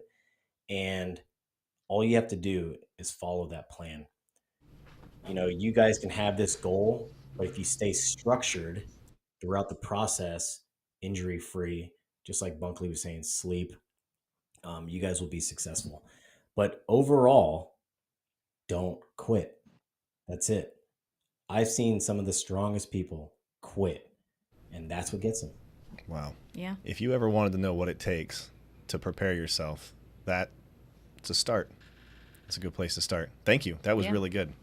Can I ask a question? Because we keep saying scouts, and that was a question I had, the difference between like scouts, you guys call them scouts, versus like a recruiter. Is it because you touched on that? I think it was Sergeant Niedrich that touched on like they have somebody that's like developing them. Is that what the difference is? Yeah, similar there. So the scout role we're special warfare scouts. It was created about 2 years ago, and it's, if you wanted to simplify it, it could be we're in between a recruiter and a developer. So we get certifications that developers get into train how to safely train people. We get certified personal trainer, lifeguard, CPR, AED certified. But we also know about recruiting. We also know about the process of helping people get into these career fields. So what we do as scouts is we help prepare, we amplify the development process. We help our developers train individuals how to get them stronger physically and mentally. But then we also help in something that's critical for these jobs, brand awareness. Like others have said, we're a fraction the size of our sister service special operations teams. So, and a lot of people don't know that Air Force has special warfare. So we help build that brand awareness through local, regional, national level events, through speaking to interested people on the phone. We work to build that. So that's a couple things that scouts do. We help train people, amplify the development process, and we help build brand awareness. Gotcha. Awesome. Solid stuff. Thanks for clarifying that. I was wanting to know that answer the whole time. Do we have time for more questions? Yeah, we still got plenty of time. We got plenty of time. Okay. What do we got? We already did that one. Yep. There we go. How long does MEPS take? I've been waiting since mid-June to get approved just for MEPS. LOL. LOL. So that's not supposed to happen. So stay in touch with your recruiter. Make sure that you're following the process on your end, and make sure that they're not waiting for an action from you. But yeah, just re-engage. It shouldn't take that long. So there may be just a miscommunication.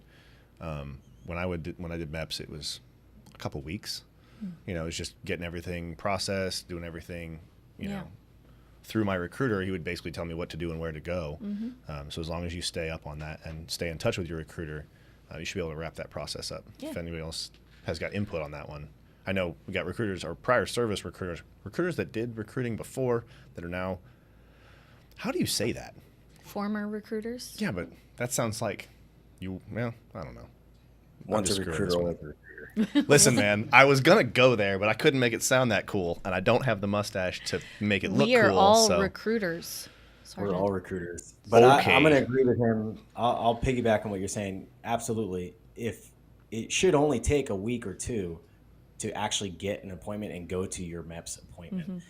So I'm probably betting that the paperwork that you were tasked to do might not be complete.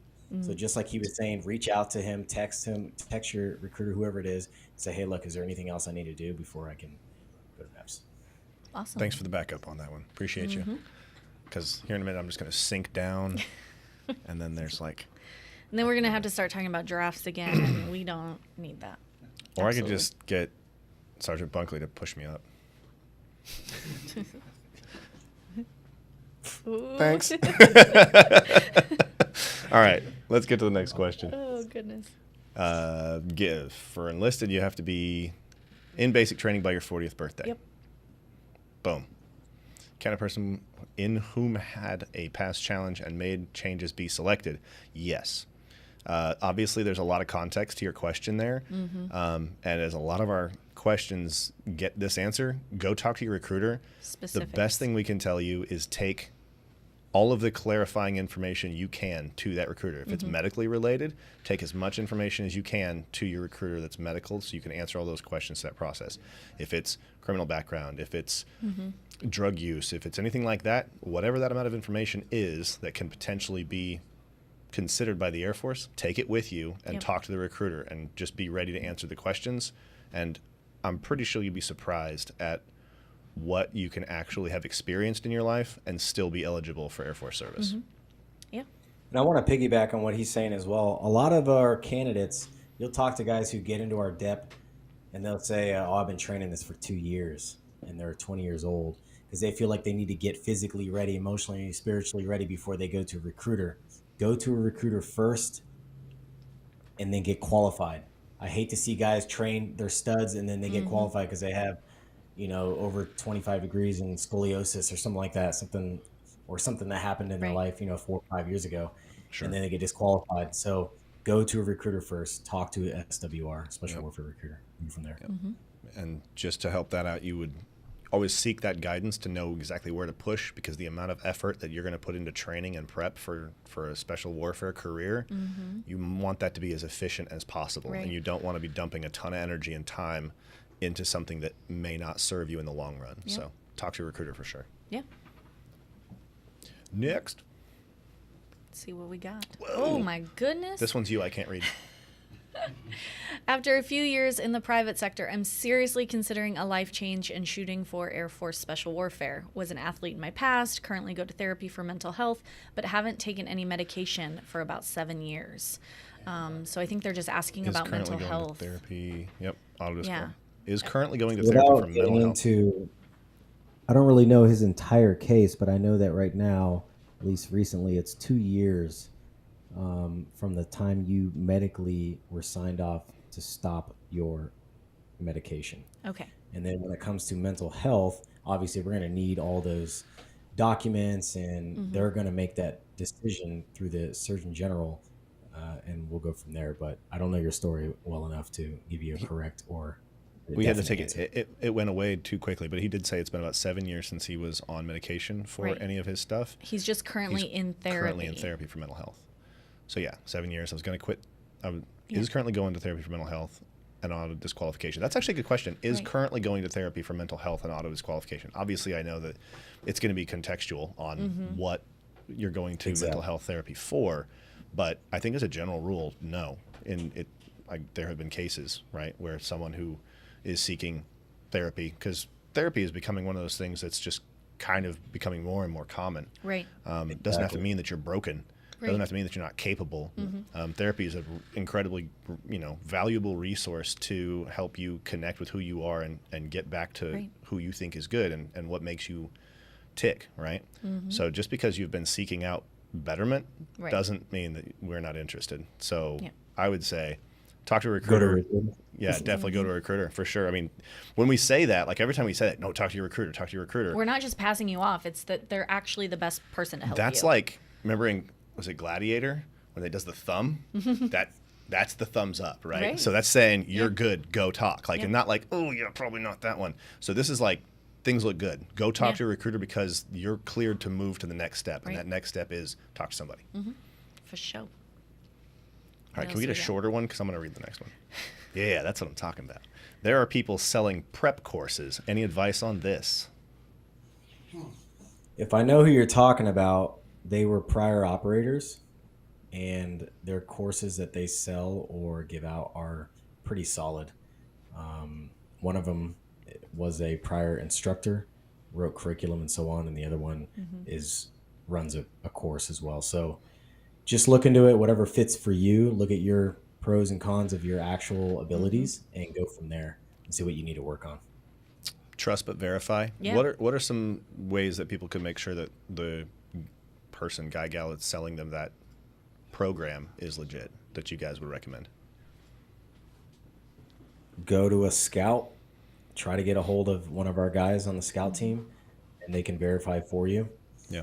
There's a lot of programs that kind of show what our selection courses have and what you should expect, and just trying to compare and contrast those and say what's gonna help you out. Sure. Yeah. Cool. All right. Next question. For the panel, knowing what you know now, what's something that you would have done different in preparation for your respective pipeline? Also, Kevin Fuentes, saw your shout out back. Yeah. We got you, brother. We got you. Tony, I have an answer for that. I wouldn't have changed anything. I went in, I was the youngest person in my class, so I was the most immature person on my team. I just had the least life experience. I grew up sheltered, and when I got into basic training and joined the military, things were a real shocker for me. But I failed a lot. I got my team smoked a ton, but through that I learned how not to get my team smoked and how to be a team player and how to be an adult. But there was one thing. I went in physically fit. I was like doing triathlons and wrestling with my high school wrestling team before I went off to training. So I made sure I was physically fit. But that mental piece, there's no, until you're actually in it, and just tell yourself you're not going to quit. There's not much to it, and I wouldn't have changed anything. Awesome. Solid answer. Yeah. Yeah, Tony, I'll add on that as well. Tony, I would say for myself, and when these guys, my fellow operators, went through training, we didn't have this development process that we spoke about. So I trained up, and I'm a cross training. I was a firefighter in the Air Force first. I trained up waiting for my packet to get approved and to get approved to retrain. But now, if I did it, I would fully take advantage of this development process. And plenty of guys, plenty of scouts, developers, recruiters say the same thing. this development process is out there and it's helping people succeed at these career fields at a higher rate than we've seen. So if you get plugged in, you get plugged in with your recruiter, they're the expert, they're going to help get you in this process. If this is what you want to do and if you're committed to it, they're going to help you get in this process and get around other people that are training for similar things to make you the best version of yourself. We only got one way to follow that up. Mm-hmm. You know what that means? The alpaca. What does that mean? The alpaca. The alpaca. I would have to, I wouldn't really change anything, honestly. I was 22 when I joined. I was going through I had a pretty rough bring up when it comes to my teenage years. I was kind of a rebel. I moved out at 17. I was basically homeless for like a year, going from couch to couch. And then finally try to stable myself, but really had no purpose, no drive. But I needed those things. Like I said, I'm a big component and believer of suffering. I needed those things to kind of put me on the track of the never quit attitude that I had in Indoc, due to the fact that I did not want to go back to that prior life. And so I wouldn't change anything. I was 22 at the time. And my why, just like Bunkley was talking about, my why at that time was to prove to my father that I could do something. My other why was to get out of that hole that I was in. And then after I deployed, my why changed. After I had kids, my why changed. After I became a recruiter, my why changed. So yeah, that's my answer. Way to. Yep. I don't even have words for that. I would say alpaca that. We're just going to make it a new verb that means something awesome. But thank you guys. That's really honestly probably some of the best lineup back-to-back answers that we've had for something like that. So really appreciate you. And this is live, bruh. Yeah. Gotcha. It is live, Jim. It's hard to believe. I know. We're excited. We're just, we're just really excited. And live. And live. All right, next. And hot. Yeah, we we had a fan issue. We were trying to figure out what was squeaking, and it was the fan. It betrayed us. We have one fan we rely on because it's super quiet, and now we can't even rely on that. It betrayed us. That's okay. So you just had it up there. What suggestions do you have for getting mentally prepared for the pipeline? Because I think we've touched on that quite a bit, that's kind of the biggest thing. Like, you can prep physically all day long, but you have to be mentally prepared that it's going to be not the funnest. Well, yeah, Master Sergeant Thomas experience. Kind of hit this one. Yeah. You had that point. I forget the exact quote, but you said you have to prepare your body to respect your mind. Yeah. Is that it? Yeah. So what are some ways that I guess you would recommend that people do mentally prepare for this? Wave if you're real enough. Well, okay, I can only wave for part of that. We're done. I am all real. of us. Yeah. He's like, I'm not waving. I am ChatGPT. So, yes. But go ahead. For the mental piece, getting in with as much information as you can. Do your research.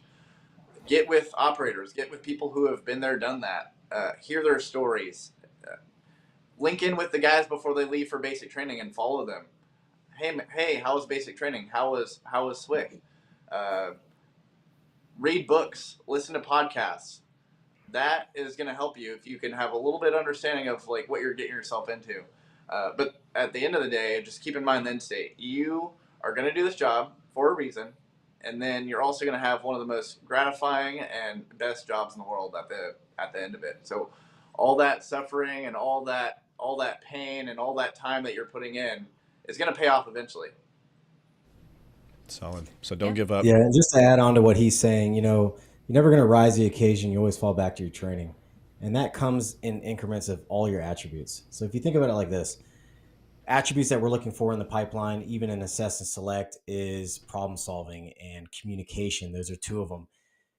If you have trouble communicating in front of 5 people, when we ask you to task your team to do something under pressure, are you going to be able to rise to the occasion? You won't. So one thing that a lot of our developers do, I'm sure Bunkley and Niedrich do the same thing, is they'll make their guys do presentations. Hey, next week I need you to do a presentation on your career field in front of 30 people or all the people in the dep. And every time that you say or mess up, we're going to flick something at you, some rice or whatever it may be. And after a while of months of doing this, you're going to become a great communicator. You have to practice these things. And physical attribute is not the only thing we're looking for, because we need to attach you to a team and be liked by that team. Yep. Yeah. Literally within minutes or within hours. Yeah. So. And you spoke on the 8 characteristics that we're looking for. I have them right here. It's communication, trainability, teamwork, stress tolerance, physical fitness, drive, integrity, and problem solving. That is the grade sheet. So you just have to be awesome at those things. Yeah. When you said I You have don't them, have I to thought be you were awesome. that was it. Like, I have them, I got them, so I'm good. Yeah, you don't have to be awesome, but if you are lacking in those areas, why not try to get better? Why not try? And I love quotes. You guys all know I love quotes, probably by now. But Yep. success is something that you attract by the person you become. If you work on yourself, Listen. then the success will come. I'm going to need an alpaca book of Proverbs. Yes. Like, does your farm, is there a church? Is there a religion that you're practicing or teaching that I can sign up for? That's. Are there any written? Just sits on alpaca. That's what they do, and then I preach to them. That'd be, yes. Yeah, no, the wisdom dump is appreciated. Yeah. Keep it coming. Please Yeah. don't let our tomfoolery deter you. I know. We're the ones being silly over here. Who says tomfoolery? Who says spring chickens? Listen, we're just bringing in. Well, Okay. we got Proverbs man over here speaking all these, Can't keep up. Can't keep up. Southern. Our says this is words from our commander. It's okay to be a clown. Okay, well, thank you. So I'm basically qualified for I'm special qualified. warfare, is All what right. you're saying. Thank you. I'm not. I am not. I don't even want to joke about that. Do you want me to read this one? That's a long one, right? It's 3 lines? I don't know. This goes for each of the guys up here. If you could go back to any point in your career and make a different decision, what would that be and why? Well, I'm going to start with this. I wouldn't have said giraffe as what I thought about architecture. So that's mine. I would have hit the mute button. I know they weren't asking me, but. Yeah. Any of you guys want to go? Sure. I would have came straight into special warfare. So I started off and did about 4 years in firefighting. Loved it. But I would go back. I would have came straight into warfare. I had the expectation that I thought people that made it through these career fields were like Superman. That they were the most in shape, the most mentally strong that you could imagine. And then I realized once I started training up for it and seeing some operators that they're normal people too. They just push themselves hard on a daily basis. So once I seen that and I realized these are normal people, that I'm just like them, I could do it too, then I got the confidence to go and do it myself. So if I could do it again, I would have just joined sooner. I would run right into special warfare. Nice. Yeah. I like that. I wouldn't have changed anything. There was a point in my career where I had been a TAC P at Fort Bliss for about 4.5 years. And then guys are starting to deploy. Guys are they're getting combat deployments. They're doing the job that we signed up to do. And I got orders to Lackland Air Force Base to go be an instructor. So while I did that, I was when I got orders there, I was a senior airman. Before I got to Lackland, I had just put on staff, and I had just turned 24 years old. So a lot of my students were older than I was. So that's something I can look back on and say, man, I wish I would have had more combat deployments. But while my buddies were going out and deploying into combat, I was leading the next generation of upcoming special warfare airmen. And I learned a lot from that assignment. I learned how to lead. Standing up in front of 150 special warfare recruits as soon as they get into basic training was extremely overwhelming at first. I didn't know what to say. I was nervous. I wasn't a great public speaker, but getting those skills to lead so many people and lead people that want to change and want to be the best version of themselves is something that I'm thankful for, and it's something that has defined me as a person. So I don't regret it. Sure, I wish I could have done more combat deployments and done the job that I signed up to do. But the military has given me everything. It's given me the leadership. It's made me grow, and I'm thankful for everything that the Air Force has given me. I have no regrets. Awesome. I think that's a theme that, you know, maybe you would have changed something a little bit, but in the end you learned from everything that you've done, for sure. All right. Take us into the next phase of the show, Sergeant Thomas. So the things I would change would be to be better at my craft. I think that in the pipeline, I didn't have a lot of girlfriends in high school. I wasn't really like this ladies guy or whatever. But in the pipeline, as I got stronger and I felt more confident, I think I wasted a lot of time on things that didn't matter. Chasing females and so on was something, you know, like all my team did. And, you know, obviously it wasn't that bad, but I just wish that I spent more time on my craft of being a PJ, because as I deployed and my team and I went on over 150 combat missions in my time. I did a lot of medicine. I saw a lot of trauma, and a lot of people had died on me, and I saved a lot of lives. But every time that I saved someone or I did in medical intervention, I always went back to my hooch and I said, man, how could I have gotten better? Could I have done something different? And I think that if I spent more time on my craft, I wouldn't have been so anxiety ridden on my performance as a PJ. And so I want people to realize that these jobs are the 1%, and we need you to be the best operator you can be, because people overseas are having a way worse day than you. And so if you can come to the battlefield and go and do your job the best to your abilities, you're fulfilling your prophecy here on earth, which is to be whatever you are in special warfare. So yeah, that would be my regret. Dang. What do I even say after that? I'm gonna quit. They're gonna be the new hosts. Well, we're here to be real. He lives here. I'm just gonna swap out. Yep. Sounds good. Yeah, this is pretty close. Wrong side. I can't even see. Yeah, that's pretty close. Yeah. Just change out a little bit. All right. Anyway. Yeah. Thank you, Rick Perez down in the comments. Appreciate you. Hooch is slang what we use for dorm sleeping area. It's kind of like where you go back. It's where you sleep at night. Really, honestly. Yep. Perfect. There you go. Yeah. Awesome. So I'm excited. This is my least favorite part. It's the lightning round, because I am awful at answering questions quickly. I go on tangents, in case you haven't learned. But everybody else likes the lightning round because it is quick and fast, and we're going to try to get to as many questions as possible. We have about 20 minutes left, so let's see how many questions we can get to. If we do about one a minute, I think that's our goal.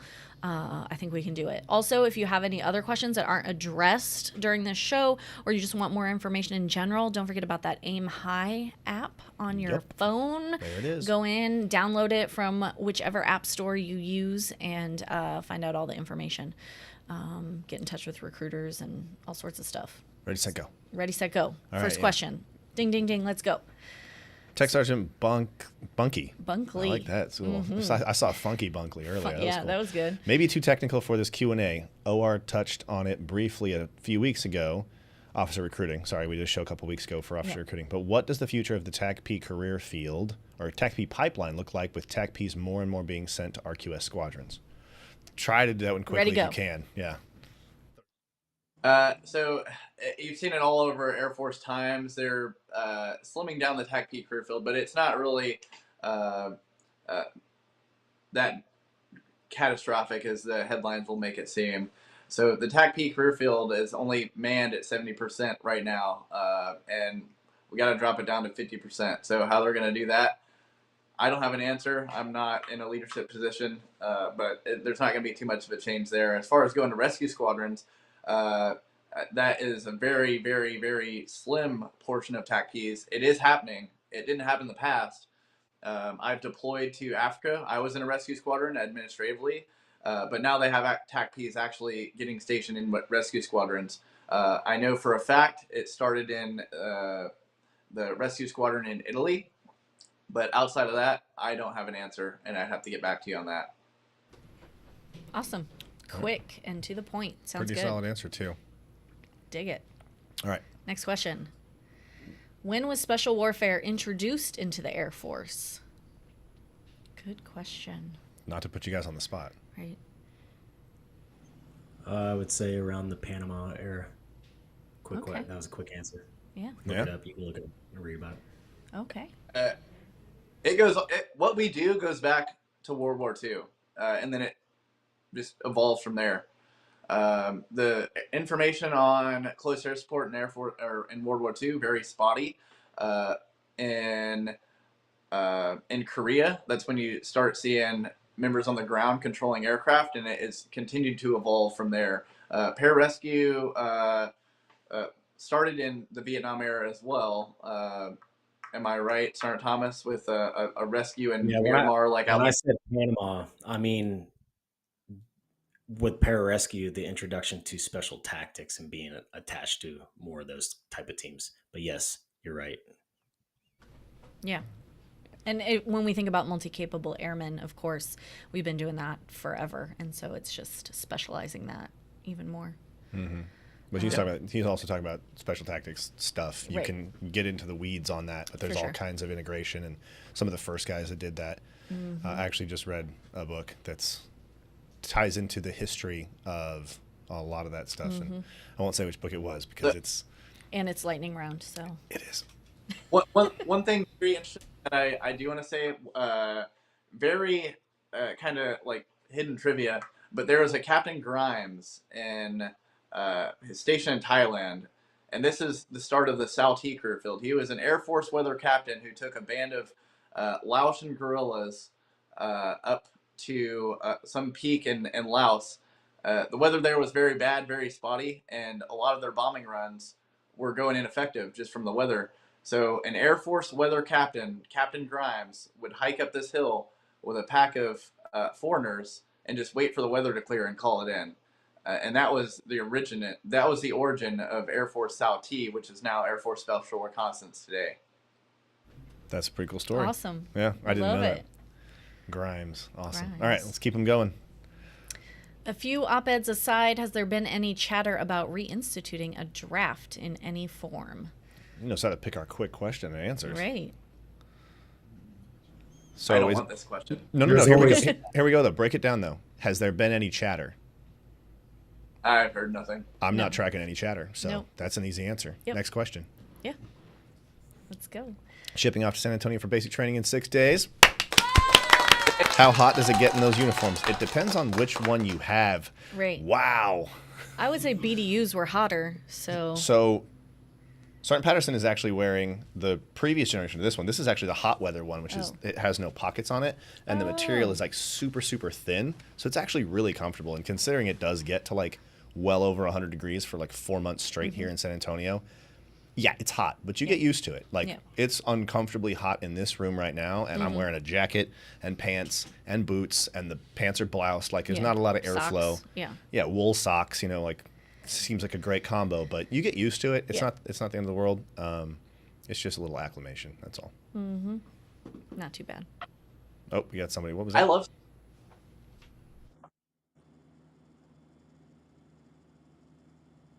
We can't hear you. I think you're muted. Yeah, you're muted. Oh, no, I was just moving my lips. No, I was kidding. I would bring back BDUs if I could. I didn't get to go through the time where we got to wear BDUs, but I just love the way they That's look. why you would bring them back, because you didn't have to wear them. I never got to wear them, but I just saw pictures like, man, it looks sharp. Well, right. Those are also the movies that we grew up on. Yeah. Do they look cool? Absolutely. The operators wore BDUs. Could you walk in them? No. They were too crisp from all the everything, and then you had to shine your boots all the time, and they were hot, and we had hot weather and cold weather, and anyway. Next question. I want fatigues. That's what I want. All right. What's the next one? Is it true that they wash you out for random reasons due to limited job availability? No. Doesn't sound. That sounds I'm getting suspicious. a lot of left-right shakes, so no. I don't think so. That's probably somebody that got mad and maybe blamed it on something They wouldn't else. send you if there weren't jobs available. True. Right? Like that's a waste of money. Yeah. They're not going to just to wash you out. Next question. What kind of activities can I expect if I'm in the process of joining Special Warfare, specifically prior to shipping for BMT? Is there a group of other candidates that work out together? Oh, so like in the DEP program, the delayed enlistment, delayed entry program. What are you going to be doing to prep? Great. I don't know who this Rick Perez guy, but I like his questions. There is a team. So depending on where you're at, you have a development pool. Anywhere in the country, you have a T3I developer.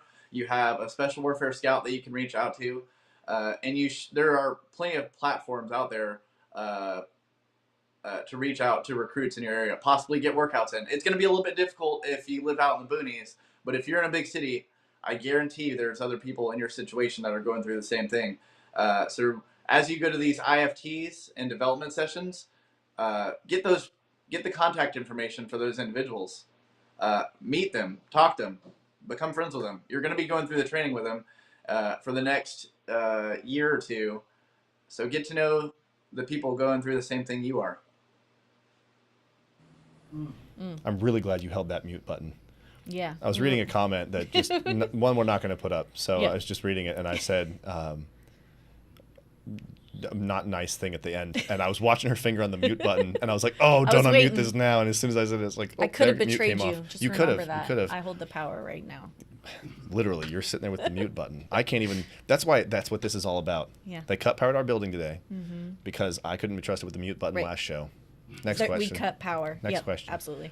What is the difference between guard and reserve? Great question. Great question. Jinx. I will let one of our recruiters speak on that one. There's a lot of differences. I'd say guard definitely gets state money. Yep. So there you go. Yep. So biggest difference is guard is state and reserve is still federal. So guard, you will have a federal mission sometimes, but then you can also be called to do state functions. Not if there's a disaster or something, they may call in the National Guard or the Air Force Guard to support state. Yup. All right, next question. I love computers, but I want to be around combat. Is there any opportunities in special warfare? Support elements, maybe. But you guys use you guys use some really cool tech, especially TAC-Ps. Like, yeah, so. And even the future of special reconnaissance, you're going to do a lot of intel and patterns of life. You're going to be using that type of I don't really know exactly all the schools that they're going to go through. There might be more in the future, but you're definitely going to tap into that side. Sure, and while you may not be limited to just combining the two, you don't necessarily have to be special warfare and like computers to be able to do what you love to do with computers and still affect or be in combat. There's still plenty of other opportunities and roles that aren't even SW that have computer technology involvement at a high scale. For sure.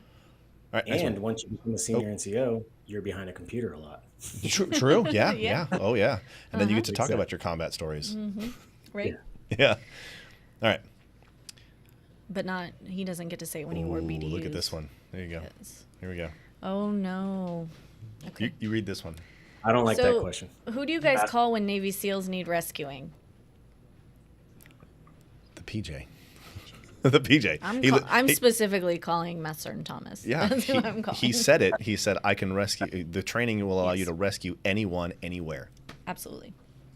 Like, that's anybody. Sorry, but SEALs are still, they're as close as you can get to not being human anymore. But, like, they're still human. They're still on that list. And That should go in the alpaca book of Proverbs, that Navy SEAls are as close to not being human. No, because then that puts us, we're up there too. So what does that mean? What does that say for the guy that rescues him? And of course, PJs, we have a history, I'm sure. Yeah. Is there documentation of a PJ rescuing a SEAL?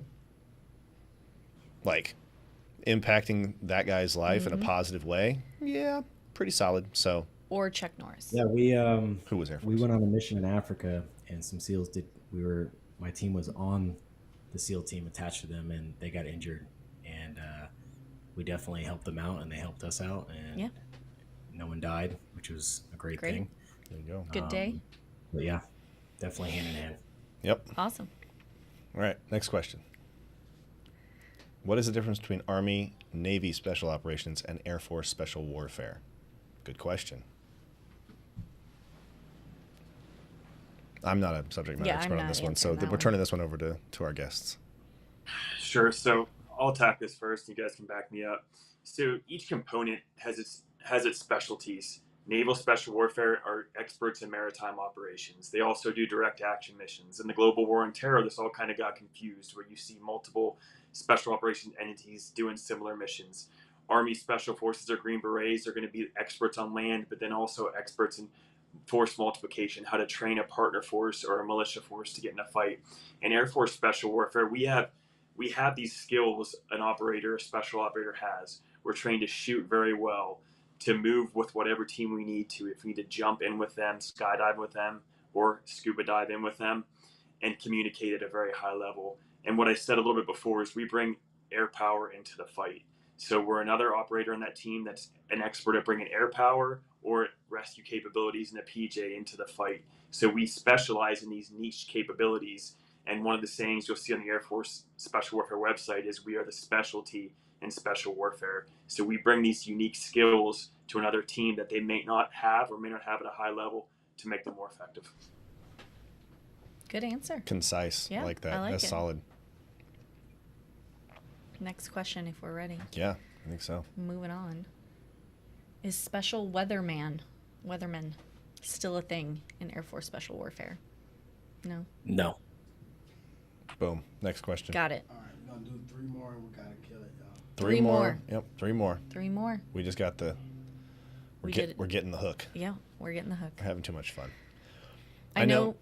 We can read it at the same time, the exact same time. 1, 2, 3, go. You take it. That's not going to go. I know military life is hard on families in general. I would imagine maintaining a family life in Air Force Special Warfare is even harder. Any thoughts? Lots of time away from the spouse, the kids, etc. How do you manage that? Oh, this is Kevin. Kevin's back. I can answer this specifically for pararescue. I can't answer for them because things are a little bit different. And I'll be very, very frank and real with you guys. We're getting $100,000 bonuses. All right. I'm a master sergeant in the United States Air Force. I've been in roughly 15 years, and I make well over $100,000 a year.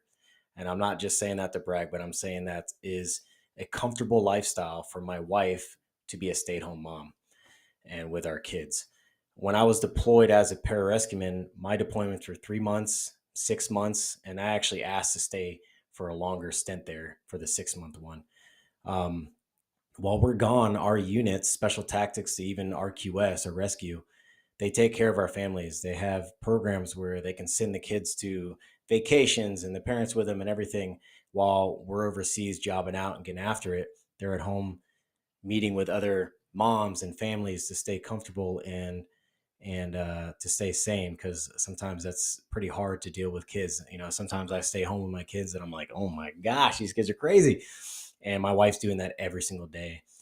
So it is manageable, and it's a great program and great career field to be a part of for family, in my opinion, in the military. Solid. Yeah. Seems like they agree. Yeah. There's a lot of support. There's a ton of sure. support. And the more demand the Air Force puts on you and your family, the more support they will have there for you. Absolutely. So it's a balance. Mm-hmm.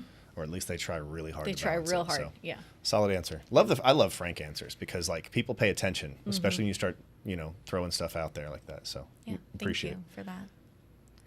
Hi, thanks for your service. I'm ready for BMT now at the age of 32. I'm a practicing Muslim. I pray 5 times throughout the day. Will that be possible to do during my BMT?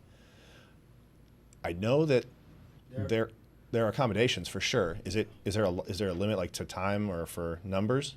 No, I'm getting a shake left, right. So I think that's not an issue. They will figure out accommodations to allow that to happen. And former recruiters, I'll just use the term. Can you guys back me up on that or correct me to 100%? There, I used it. There you go. See?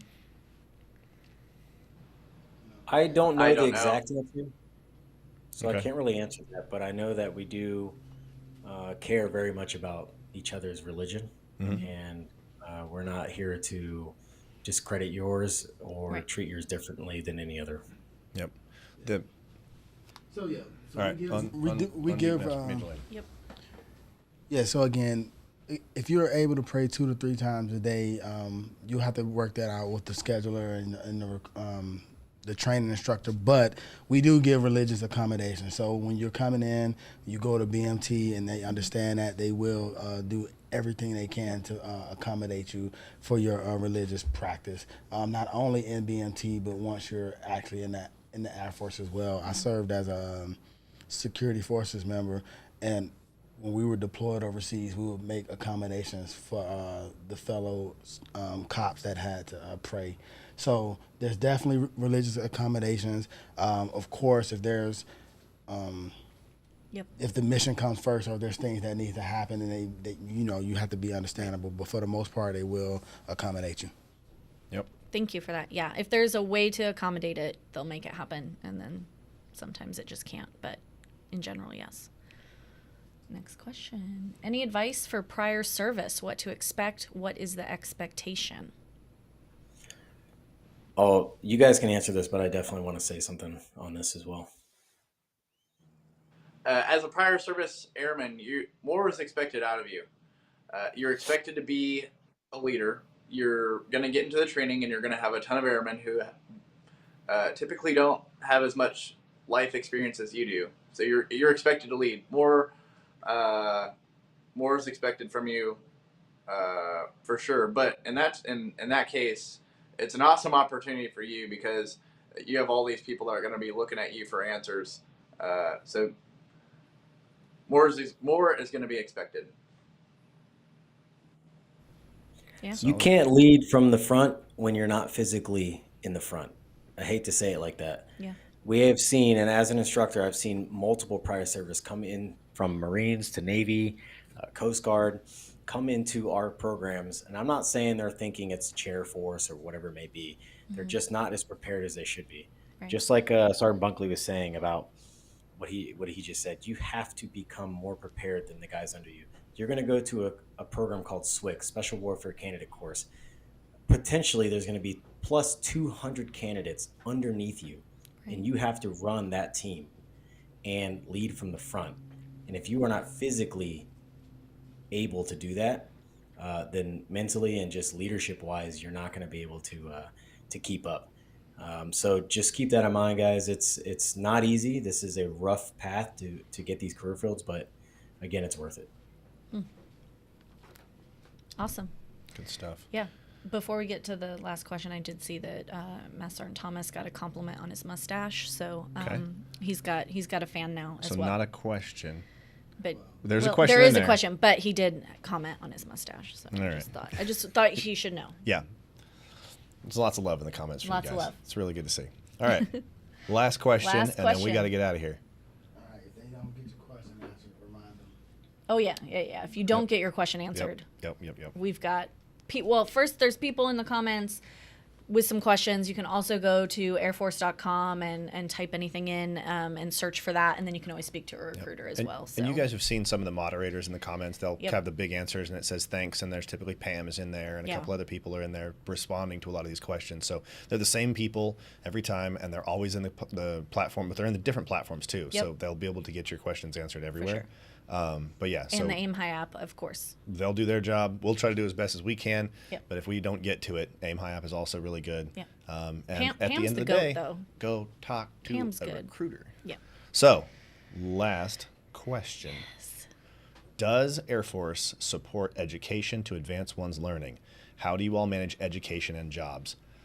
Yes, and time management. But yeah, 100% the resources. Did we do an there. education show?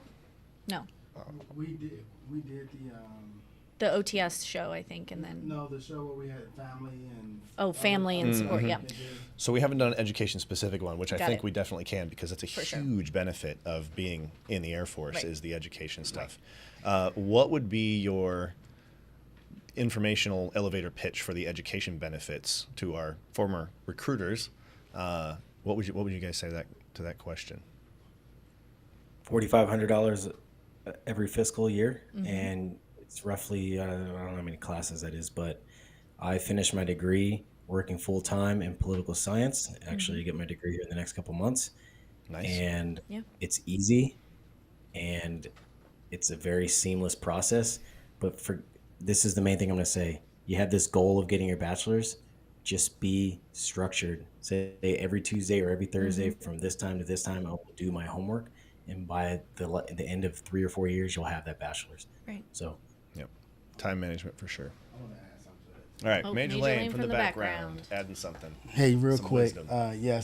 So one, because the question asked, are there education benefits? Yes. How do we manage it with our job? So one of the things, when you first join, there's going to be a lot of education, especially if you come in enlisted. You got to do your CDC's career development. And so typically your supervisor wants you to get that knocked out first. So learn your job. But once you learn your job, yeah, you can definitely go to school. Me personally, the Air Force has an associate's degree, a community college called Community College of the Air Force. And so when you do those CDCs, you will get college credits for that. So then all you got to do is take your basic classes and you'll have an associate's degree. I have 2 associate's degree.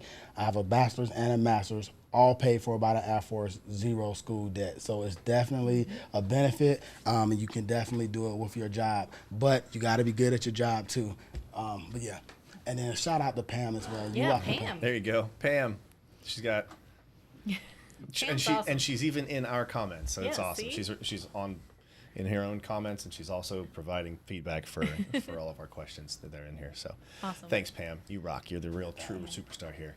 Lots of interesting things. More episodes, communications. Okay, if we play all the love, we'll be here all afternoon, which I would totally be okay with. But we got to get out of here. I'm kidding. We got to get out of here. Master Sergeant Thomas, Tech Sergeants. Geez, I just messed that up. I looked at the names too. Niedrich and Bunkley. You guys know each other's names, and I can't quite see the name tags. And I didn't want to mess up Niedrich. So, Tech Sergeant Niedrich, Tech Sergeant Bunkley. I can barely read it. There's still a picture this big up there. But I appreciate you guys. You guys are so. Listen. Fine. Look at this guy. You're allowed to be a clown. I love it. Thank you so much. Thank you so much for bringing your experience. Yes. Thank you for bringing your solid answers. Your proverbs. The proverbs, 100%. I'm going to start writing those down. I have a quote of the day booklet, and now some of those are going in there. This is great. Thank you so much for taking time out of your day and helping us kind of inform the world at large a little bit more about the special warfare community inside the Air Force. We really appreciate you. And this show would not be possible with you guys without you guys taking time out of your days for sure and spending some time with us. So with that, we are going to get out of here. We'll catch everybody else out there at 2 o'clock on Tuesday, 2 weeks from now. Central time. 2 p.m. Central. Tuesday, 2 o'clock, every 2 weeks. Yes. All right. Peace. Yeah. We hope that you enjoyed this episode of The Back and Forth, brought to you by Headquarters Air Force Recruiting Service. It is a privilege for us to bring you all the information and insider insight into the exciting world of the United States Air Force. Remember, this show is all about you. We want to make sure we're providing you information and answers you need to make an informed decision about your future. So make sure to join us every other Tuesday with your questions, your feedback, and any ideas you have for future episodes. We are all ears. Don't forget to subscribe to our social media channels for even more exciting content. And also visit airforce.com for all the latest information on serving as a Total Force Airman. And with that, until next time, aim high.